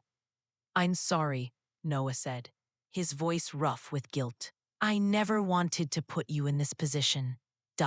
It's not your fault, Avery said, surprising herself with the certainty. Marcus created the situation, not you. And Eleanor created the treaty system that makes me responsible for it. You could still leave, Noah said desperately. I could help you disappear before Marcus arrives. You don't have to be the one to make these choices. Avery looked through the window at the pack members preparing to defend territory that might not even belong to them after tonight. Children who trusted the adults to keep them safe. Mothers and fathers willing to die to protect innocent humans they'd never met. Yes, I do, Avery said quietly. Because if I run away, I'll spend the rest of my life knowing that people died because I was too scared to take responsibility for the power I inherited. The sound of motorcycles was deafeningly close now, and through the trees, Avery could see shapes moving that were too large and too fluid to be entirely human. Marcus's coalition had arrived. Avery, Noah said urgently, moving toward the door. Whatever happens out there, I need you to know. Save it, Avery interrupted, checking the silver dagger Eleanor had included in her defensive kit. Tell me after we survive this. As they stepped onto the porch together, Avery saw the clearing fill with motorcycles and their riders, rogues in human form, but barely contained violence radiating from every line of their bodies. At their head was a man who could only be Marcus, tall, powerfully built, with the kind of cruel handsomeness that probably made him attractive right up until he started killing people. Noah Grayson, Marcus called, his voice carrying easily across the distance. Still playing house with humans, I see. Marcus, Noah replied evenly, moving down the porch steps with alpha authority. Still compensating for inadequacy through violence and intimidation. Marcus laughed, the sound echoing off the mountains like breaking glass. Clever. But cleverness won't save you today. I'm here to claim this territory for wolves who understand that humans are prey, not partners. This territory is under treaty protection, Noah said firmly. You have no legal claim here. Treaty protection that expires at sunset, Marcus pointed out. And unless I'm mistaken, your little human hasn't agreed to renewal terms, which means this land becomes available for conquest. All eyes turned to Avery, and she felt the weight of dozens of supernatural gazes measuring her resolve. The treaty hasn't expired yet, she said, her voice carrying more confidence than she felt. And the terms of renewal are between me and the Shadow Pine Pack. Marcus studied her with obvious amusement. The brave little human thinks she has power here. How refreshing. His expression shifted to something darker. Let me make this simple for you, sweetheart. Refuse the treaty renewal. Sign ownership of this property over to me, and I'll let you and Noah's pathetic pack walk away alive. And if I refuse, Marcus's smile was all teeth and malice. Then everyone here dies, starting with the children and working our way up to you and your would-be mate. And I claimed the territory anyway through right of conquest. Avery felt Noah's tension spike beside her, his protective instincts wearing with the knowledge that fighting would likely get everyone killed. Around the clearing, the Shadow Pine Pack maintained defensive positions, but they were outnumbered more than 2-1. You have until sunset to decide, Marcus continued. Think carefully, little human. How many lives is your independence worth? As Marcus and his coalition withdrew to the forest's edge to wait, Avery felt the impossible weight of choice settling on her shoulders. Whatever decision she made in the next few hours would determine not just her own future, but the survival of everyone she'd come to care about. The blood moon was 8 hours away. Somehow that felt like both forever and not nearly enough time to figure out how to save everyone she'd accidentally learned to love. Chapter 8. Claiming Each Other. As sunset approached and the blood moon began to rise over the mountains, Avery found herself in Eleanor's study, staring at the ritual documents Noah had shown her weeks ago. The formal language describing bond ceremonies and magical contracts felt surreal against the backdrop of armed rogues surrounding her property, waiting for her decision. A soft knock on the door interrupted her spiraling thoughts. "Come in," she called. Noah entered carrying 2 cups of tea and looking like a man preparing for either the best or worst night of his life. Catherine thought you might need some chamomile. It helps with preatrial nerves. Is that what this is? Avery asked, accepting the warm cup gratefully. Preatrial nerves, among other things, Noah said, settling in the chair across from her. How are you feeling? Avery considered the question seriously, terrified, angry, overwhelmed, strangely calm. She met his eyes. Ready? Ready for what? To stop being afraid of making the wrong choice and start focusing on making the right one, Avery said firmly. Noah, I want to complete the mate bond tonight. Noah went very still, his teacup frozen halfway to his lips. Are you sure? I'm sure that I care about you more than I've ever cared about anyone, Avery said, setting down her tea and moving to kneel in front of his chair. I'm sure that you're the most honorable man I've ever known, and that you'd spend the rest of your life trying to make me happy if I gave you the chance. Avery, I'm sure that I want to fight for this pack, for those children, for the innocent people Marcus wants to hunt, Avery continued, reaching for Noah's hands. And I'm sure that I want to do it with you as my partner, my mate, my equal in every way that matters. Noah sat down his tea and cupped her face in his hands, his thumbs tracing across her cheekbones with devastating gentleness. Are you choosing the bond because you want it, or because you feel obligated to save everyone? The question was fair and necessary, and Avery appreciated that he was still trying to protect her autonomy, even when accepting her choice would give him everything he wanted. Both, Avery said, honestly. I'm choosing it because I've fallen in love with you, and because completing the bond is the right thing to do for everyone depending on us. You love me. Noah's voice was rough with wonder. I love your strength and your gentleness, Avery said, letting herself be vulnerable in a way she'd never risked before. I love your protective instincts and your respect for my independence. I love the way you care for your pack like family, and the way you've never once tried to manipulate me into making decisions that serve your interests. I love you too, Noah said softly.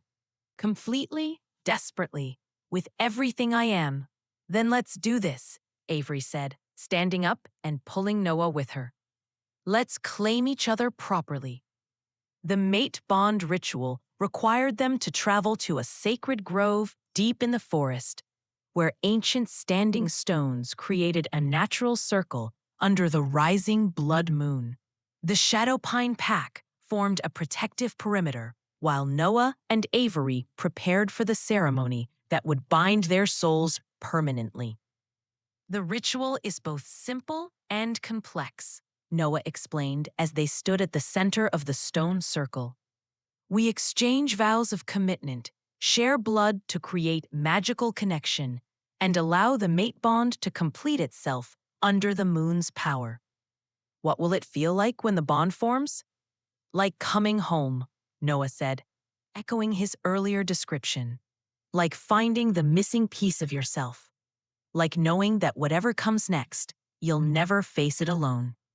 Avery felt moon-drunk already, intoxicated by the supernatural energy radiating from the ancient stones and the man standing beside her. I'm ready. Noah drew a silver knife, blessed for ritual purposes, making a small cut on his palm before offering the blade to Avery. Blood of my blood, he said formally. Avery made a matching cut, watching her blood well bright red in the moonlight. Blood of my blood, she repeated. When they pressed their palms together, the world exploded into silver and gold light. A mate bond formed like lightning, instant, overwhelming, permanent. Avery felt Noah's consciousness merge with hers, his emotions and thoughts becoming part of her own internal landscape. But instead of feeling invaded or diminished, she felt expanded, strengthened, completed in ways she'd never imagined possible. Through the bond, she could feel Noah's love for her, vast and deep and absolutely unwavering. She could sense his protective instincts, his alpha authority, his fierce commitment to her well-being and happiness. But she could also feel him experiencing her own emotions, her determination, her growing love for his pack family, her excitement about the future they would build together. The treaty bond, Noah said. his voice rough with the power flowing between them. While the moon is at its peak, the formal renewal of Elalanner's protection treaty felt almost anticlimactic after the intensity of the mate bond, but Avery spoke the ancient words with full understanding of their weight. She was binding herself, not just to Noah, but to the responsibility of protecting innocent lives and maintaining the balance between supernatural and human worlds. When the final ritual words were spoken, power blazed through the stone circle with enough force to send nearby trees swaying. Avery felt magic settling into her bones.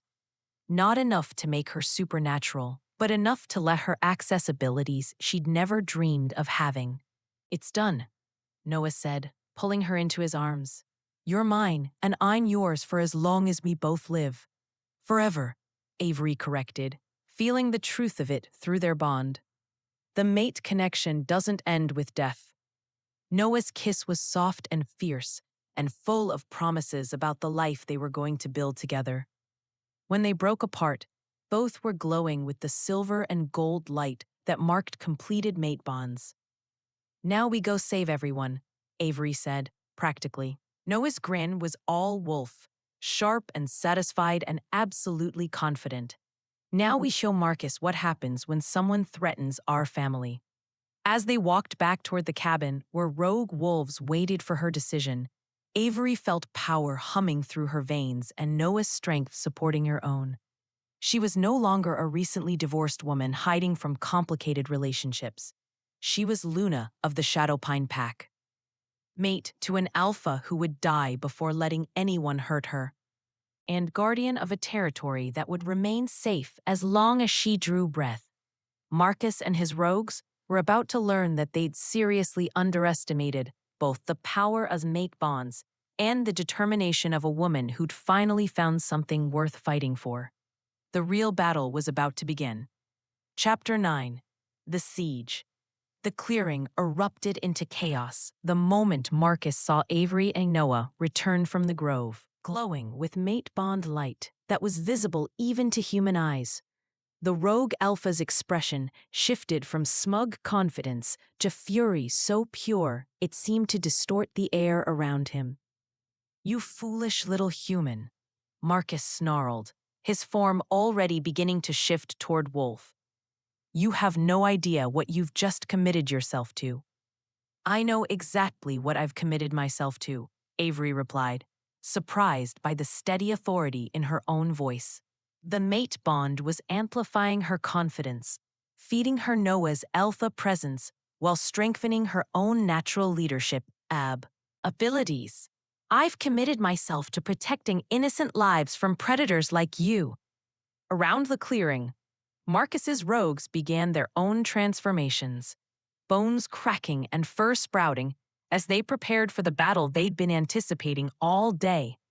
But the Shadowpine Pack was ready too, forming defensive positions that would protect the children while maximizing their fighting effectiveness. "You think bonding with a failed alpha makes you powerful?" Marcus laughed, his voice distorting as his jaw elongated into a muzzle. "You're still just a weak human playing with forces beyond your comprehension." "Then you don't understand make bonds very well," Avery said calmly, feeling Noah's strength flowing through their connection. But more than that, she could feel something else. Power that was uniquely hers, inherited from Eleanor's bloodline and awakened by the treaty renewal. "And you definitely don't understand what happens when you threaten someone's family." The first wave of attacks came from 3 directions simultaneously. Coordinated assault designed to overwhelm the Shadowpine Pack's defenses. But what Marcus hadn't anticipated was how the completed mate bond would affect the battle dynamics. Noah fought with supernatural grace and power, but he was supported by Avery's strategic thinking and enhanced by her newfound magical abilities. Avery found herself moving with fluid precision she'd never possessed, dodging attacks and striking back with silver weapons that seemed to find their targets with unerring accuracy. Through the mate bond, she could anticipate Noah's movements, supporting his attacks and covering his defensive gaps without conscious coordination. "The children!" Catherine called out as a group of rogues broke through their perimeter. "They're targeting the children." Rage blazed through Avery's consciousness. Not just her own protective fury, but Noah's alpha instincts amplified through their bond. She turned toward the rogues advancing on the pack's youngest members and felt power surge through her like lightning. "No," Avery said, her voice carrying across the clearing with supernatural force. "You will not touch them." The words weren't just a statement. They were a command backed by magical authority inherited from generations of Blackwood women who'd protected this territory. Silver light erupted from Avery's hands, creating barriers between the rogues and their intended victims. Marcus roared with fury, abandoning his attack on Noah to charge directly at Avery. "Kill the human. Break the bond."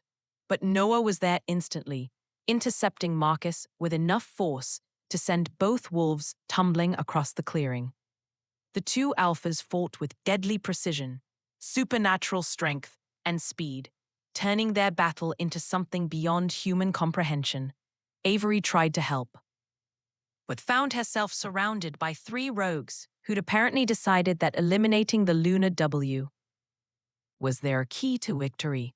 Her silver weapons flashed as she defended herself. Muscle memory from self-defense classes she'd taken after her divorce, combining with enhanced reflexes from the mate bond. "You should have stayed in your human city," one of the rogues snarled, raking claws across her arm. "Supernatural politics aren't for soft little prey animals." "Good thing I'm not prey," Avery replied, driving her silver dagger into his shoulder. "I'm the predator you should have been afraid of." The rogue's scream of pain as silver burned through his supernatural system gave Avery grim satisfaction. Through her bond with Noah, she could feel his approval and pride, even as he continued his deadly dance with Marcus. But the battle was taking its toll. The Shadow Pine pack was holding their own, but barely. Several pack members were injured, and the rogues kept coming in waves that seemed designed to exhaust their defenders rather than win quickly. "They're trying to wear us down," Catherine called out during a brief lull in the fighting. "Force us to make mistakes from exhaustion." "Then we end this now," Avery said, looking toward where Noah and Marcus were still locked in combat. Through their bond, she could feel Noah's fatigue, the way silver claws had left wounds that were healing slower than usual. "How?" Catherine asked. Avery thought about Eleanor's journals, about the protections built into this property over generations of Blackwood women. "The ward stones. If I can activate the master ward, it will force all hostile supernatural beings off the property." "Eleanor never used the master ward," Catherine said urgently. "It requires too much power. It could kill you." "Not if I have Noah's strength supporting me through the mate bond," Avery replied, already moving toward the central ward stone hidden behind the cabin. "Cover me." The remaining Shadow Pine pack members formed a protective escort as Avery made her way to the master ward, an ancient stone carved with symbols that predated written language. She pressed her hands to the carved surface and felt Eleanor's magic responding to her bloodline. But it wasn't enough. The ward needed more power than she possessed alone. Through the mate bond, Avery reached for Noah's alpha authority, pulling his supernatural strength through their connection. The ward stone began to glow, silver light spreading outward in concentric circles that encompassed the entire property. "What is she doing?" Marcus roared, abandoning his fight with Noah to charge toward Avery. But the expanding ward caught him before he could reach her, the protective magic recognizing his hostile intent and rejecting his presence with explosive force. Marcus and his surviving rogues were literally thrown from the property, curled beyond the boundary markers with enough violence to ensure they wouldn't be returning soon. The sudden silence that followed was deafening. Avery collapsed beside the ward stone, drained by the magical effort, but triumphant. Through their bond, she could feel Noah's amazement and pride along with the pack's collective relief and gratitude. "Is everyone okay?" she called weakly. "Minor injuries only," Catherine reported, helping Avery to her feet. "Thanks to you, Luna." The title sent warmth through Avery's chest. She was Luna now, not just Noah's mate, but the magical guardian of this territory and the protector of everyone who called it home. Noah reached then, shifting back to human form and immediately checking Avery for injuries. "That was incredibly dangerous," he said, but his voice carried admiration rather than criticism. "And absolutely magnificent." "Did it work?" Avery asked. "Are they really gone?" "The ward will keep them out for now," Noah confirmed. "But Marcus won't give up easily. He'll find another way to challenge our claim to this territory. Then we'll be ready for him," Avery said firmly, leaning into Noah's embrace.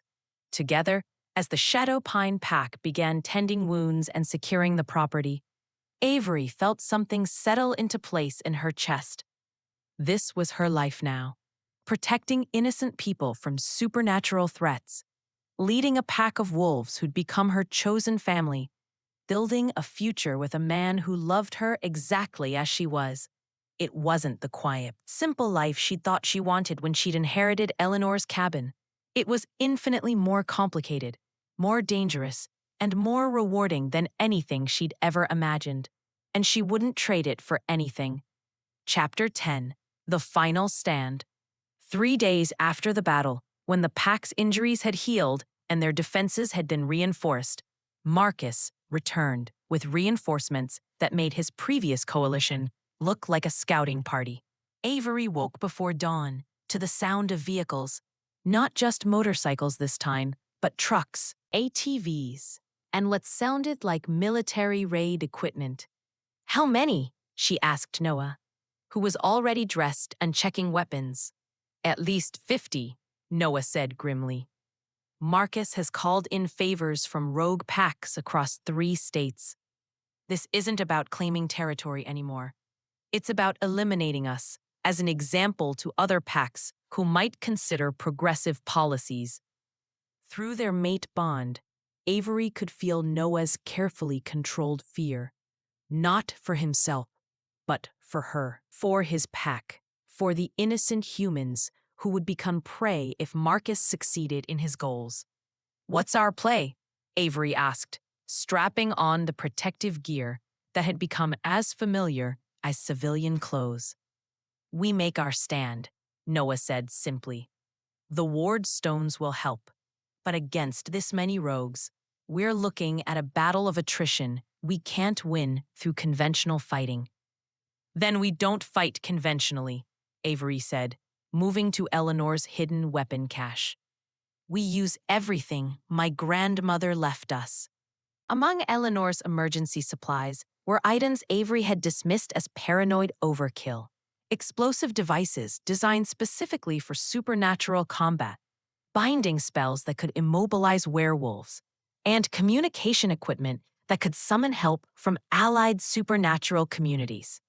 Eleanor was preparing for war, Avery realized, studying the arsenal her grandmother had accumulated over decades. Eleanor lived through 3 supernatural territorial conflicts. Noah said she knew that eventually someone would challenge the protection treaties with enough force to require extreme measures. The sound of approaching engines was getting closer, and through the windows, Avery could see shapes moving through the forest. Too many to count, surrounding the property with military precision. "They're not just here to claim territory," Avery said, noting the organized approach. "They're here to send a message." "Yes," Noah agreed, "that progressive packs and human allies will be eliminated and that traditional werewolf supremacy is the only acceptable future." The first demands came through a bullhorn. "Surrender Noah for execution. Renounce the protection treaties. and submit to Marcus's authority over all supernatural activity in the region. In exchange, the pack would be allowed to disperse peacefully, and Avery would be granted safe passage back to human society. Generous offer, Avery said dryly, studying the tactical situation through reinforced windows. What happens if we refuse? Total war, Noah said. They'll try to kill everyone here, claim the territory through conquest, and use it as a base for expanding rogue operations throughout the Pacific Northwest. Avery thought about the children huddled in the cabin's reinforced safe room, about Catherine organizing defenses with the calm competence of someone who'd survived too many battles, about pack members who'd trusted Noah's leadership enough to risk their lives for his vision of a better future. Then we don't refuse, Avery said quietly. We negotiate. Noah stared at her. Avery, there's nothing to negotiate. Marcus wants us dead. Marcus wants to be the undisputed alpha of this region. Avery corrected.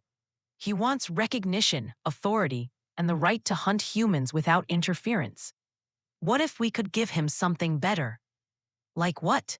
Avery pulled out Eleanor's communication equipment, noting frequencies that connected to supernatural communities across North America. Like the chance to challenge for legitimate pack leadership instead of operating as a rogue. You want to arrange formal combat between me and Marcus. I want to arrange formal combat between Marcus and the Council of Alphas, Avery said, already composing the emergency message that would summon supernatural law enforcement. If we can prove that Marcus is planning systematic predation of humans, the Council has the authority to eliminate him as a threat to supernatural secrecy. Noah's eyes widened as he understood her strategy. You're going to turn this into a trial by combat. I'm going to turn this into justice, Avery corrected. Eleanor's journals document everything, 40 years of Marcus's illegal activities, his violations of supernatural law. His plans to eliminate established protection treaties. The Council has been looking for an excuse to deal with him permanently. And if they refuse to intervene, then we fight, Avery said simply. But we fight with the moral authority of being the good guys instead of just survivors. The emergency transmission went out on frequencies reserved for supernatural crises, carrying Eleanor's documentation of Marcus's crimes along with Avery's formal request for Council intervention. Within an hour, responses began coming back, not just from the Council of Alphas, but from every major supernatural authority in North America. Marcus's siege had just become a lot more complicated. The Council is sending representatives, Avery announced, reading the incoming messages along with enforcement teams from 6 different supernatural communities. Marcus wanted to make this a regional conflict, so now it's going to be one. Through the mate bond, she could feel Noah's amazement and pride in her strategic thinking. How long until they arrive? 6 hours, Avery said. We just have to hold out until then. And if Marcus decides to attack before the Council arrives? Avery looked at the weapons Eleanor had accumulated, at the pack members preparing for what might be their final battle, at the man she'd bound herself to for life. Then, we show him what happens when you threaten a mated Luna who's done being afraid of making hard choices. The battle that followed was unlike anything in Avery's previous experience.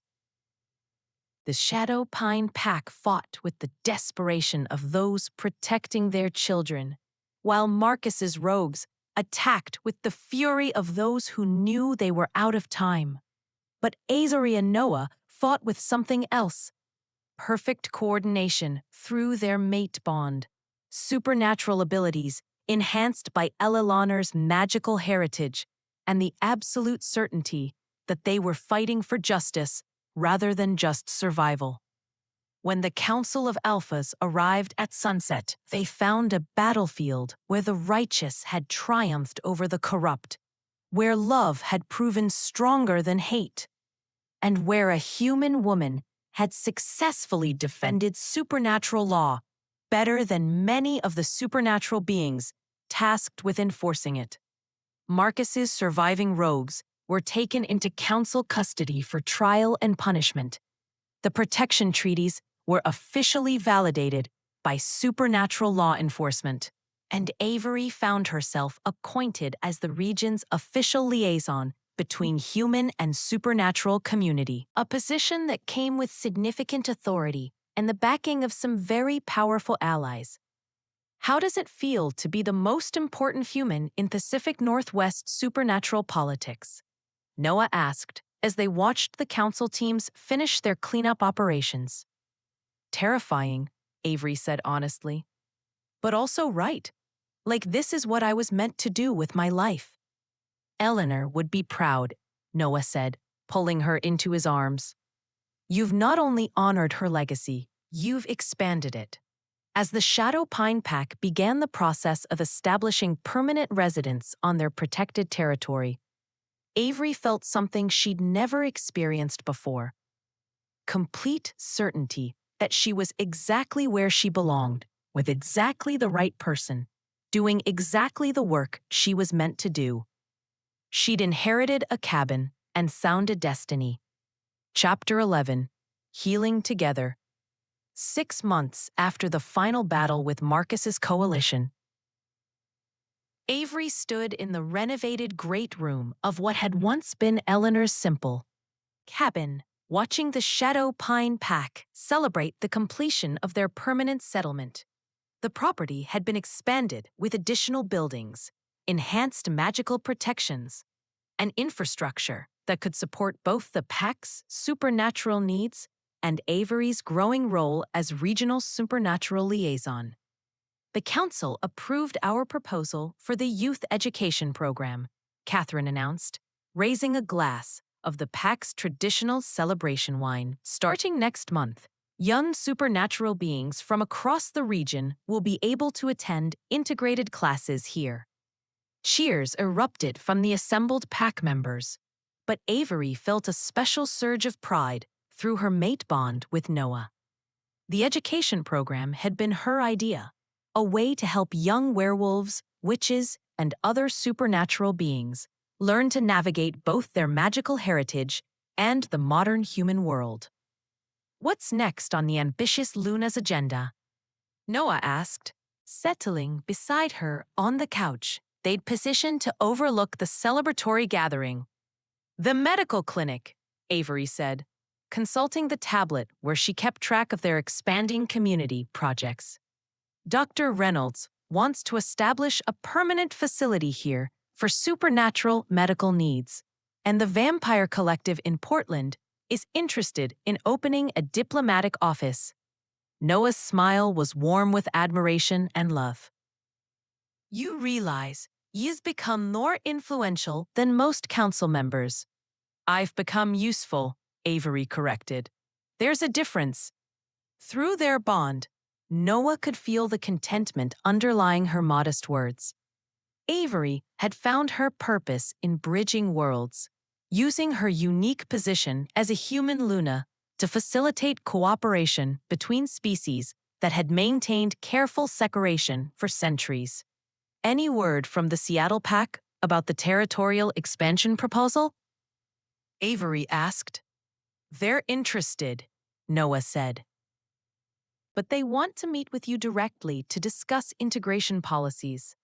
Apparently, your reputation for fair dealing has spread faster than our ability to manage requests for your mediation services.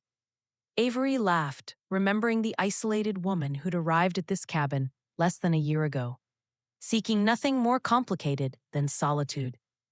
I never imagined I'd become a supernatural diplomat. You never imagined you'd become a lot of things, Noah pointed out, his hand moving to rest on her still flat stomach where new life was beginning to grow, including a mother. The reminder of their future child sent warmth through Avery's chest. They'd only just confirmed the pregnancy last week. Another unexpected development in a life that had become beautifully unpredictable. How are you feeling about the baby? Noah asked, the question carrying deeper layers through their bond. He could sense her emotions, but he wanted to hear her thoughts. Excited, Avery said honestly, terrified, amazed that we're going to create a person who grows up thinking magical politics and werewolf pack dynamics are normal parts of childhood. They'll have advantages we never had, Noah said. Parents who chose each other freely. A community that values both supernatural strength and human innovation. Protection from threats we've already faced and defeated. And they'll have challenges we can't imagine, Avery added. Being the child of a human Luna and a werewolf alpha in a world that's still figuring out how integration is supposed to work. But they'll face those challenges with the full support of everyone in this room, Noah said, gesturing toward the pack members who'd become their chosen family, and with parents who love them more than anything. As if summoned by their conversation, several pack children approached their corner of the room, drawn by the same protective instincts that made them seek out their alpha and Luna during celebrations.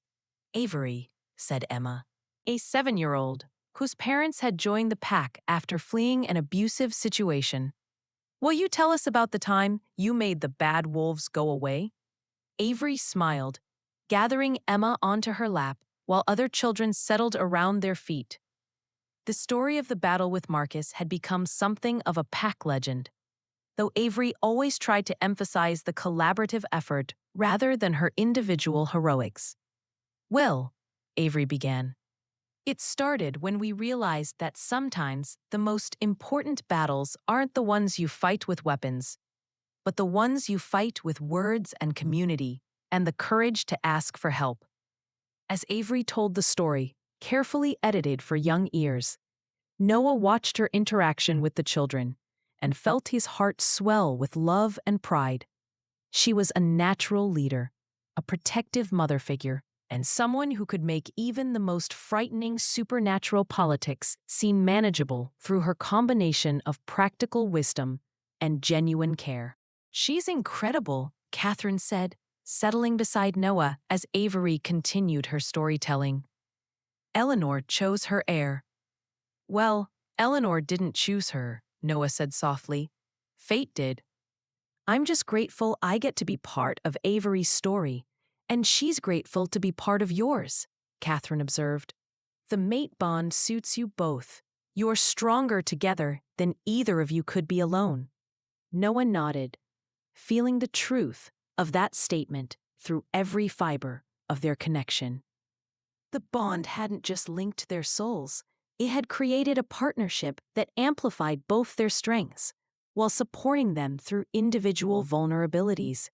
As the celebration continued into the evening, Avery found herself moving through conversations with supernatural leaders, human allies, and pack members who'd become family. Each interaction reinforced her sense of belonging, her understanding that she'd found not just a mate, but a purpose that utilized every aspect of her personality and experience. Ready for some air? Noah asked during a lull between diplomatic discussions. They stepped outside into the crisp mountain evening, the air filled with the sense of pine and wood smoke, and the particular energy that came from magical protections functioning at optimal strength. The property that had once felt like Eleanor's refuge had become something larger, a true sanctuary for anyone seeking the kind of community that valued both strength and compassion. Henny, what are your thoughts? Avery said, taking his hand as they walked toward the grove where they'd completed their mate bond. Just thinking about how different everything is from what I expected when I first saw you step out of that car, Noah said. I thought I was gaining a property holder who might renew our treaty. Instead, I gained a partner who's transforming everything I thought I knew about pack leadership and supernatural community. Good, different, or terrifying different. The best kind of different, Noah said, stopping to pull her into his arms. The kind that makes you realize you weren't really living before, just surviving. Avery's smile was radiant in the moonlight. I know exactly what you mean. I came here thinking I wanted to hide from complications, and instead I found complications that were worth embracing. Any regrets? Noah asked. the question that had become something of a ritual between them. Only that I waited so long to take risks on things that mattered, Avery said, rising on her toes to kiss him softly. What about you? Only that I can't go back and tell my younger self that exile was the best thing that ever happened to me, Noah said. Because it led me to you. As they stood together in the grove where ancient magic had bound their souls permanently, Avery felt the profound contentment that came from building a life that honored both who she'd been and who she was becoming. She was still the independent woman who'd rebuilt herself after divorce, but now she was also Luna, diplomat, community leader, expectant mother, and partner to a man who saw her strength as something to celebrate rather than contain. The future stretched before them, full of challenges and opportunities, and the beautiful chaos of building something unprecedented. But whatever came next, they would face it together, supported by love and community, and the unshakable certainty that they were exactly where they belonged. Chapter 12, Ever After. 1 year later, Avery adjusted the flowing fabric of her ceremonial robes, traditional Luna formal wear that somehow managed to be both ancient and elegant, while Noah checked his appearance in the mirror beside her. Today marked the first anniversary of their mate bond, but more importantly, it was the day they would officially dedicate the expanded sanctuary that had become a model for supernatural human cooperation throughout North America. You look beautiful, Noah said, his eyes warm with admiration as he took in the silver embroidery that marked her status as a regional diplomatic Luna. Though I have to admit, I prefer you in jeans and flannel shirts. Save the sweet talk for when we're not expected at our own ceremony in 10 minutes. Avery laughed, then paused as a familiar flutter in her belly reminded her of their newest development. At 6 months pregnant, their daughter was making her presence known with increasing frequency. Actually, we should probably head down. Your daughter is already making her opinions known about being kept waiting. Noah's hand moved immediately to cover her rounded bump, his face lighting up with the same wonder he'd shown since they'd learned about the pregnancy.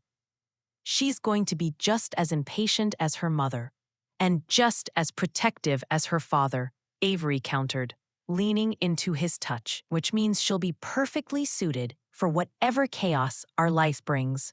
Through their mate bond, she could feel Noah's excitement about the ceremony, tempered by the same protective concerns that had intensified since her pregnancy became visible.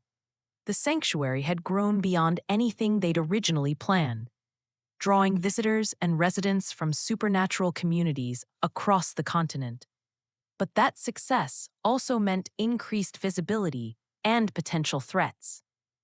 The council representatives are here, Noah reported, checking his phone for updates from Catherine, along with delegations from 12 different supernatural communities. And the mayor of Cedar Falls wants to present you with some kind of humanitarian award. For a human town that didn't know supernatural beings existed 2 years ago, Cedar Falls has adapted remarkably well, Avery said, thinking about the collaborative relationships they'd built with surrounding human communities. Though I still can't believe they want to give me an award for innovative community outreach. You've helped them establish the most successful supernatural human integration program in the country, Noah pointed out. You deserve recognition for that. They made their way downstairs to find their home transformed into the social center of a celebration that spanned multiple species and communities. The main room buzzed with conversations in several languages, while children, both human and supernatural, played together with the easy acceptance that gave Avery hope for the future. Luna Avery called Dr. Melissa Chen, the human physician who'd become the sanctuary's head of integrated medical services. The Portland Vampire delegation wants to discuss expanding the blood donation program. Apparently, our ethical sourcing model is being adopted by communities across the West Coast. And the Seattle PAC wants to schedule a follow-up meeting about the youth exchange program. added James Blackwater, the werewolf who'd become their education coordinator. Preliminary results have been so successful that 3 other packs want to implement similar initiatives.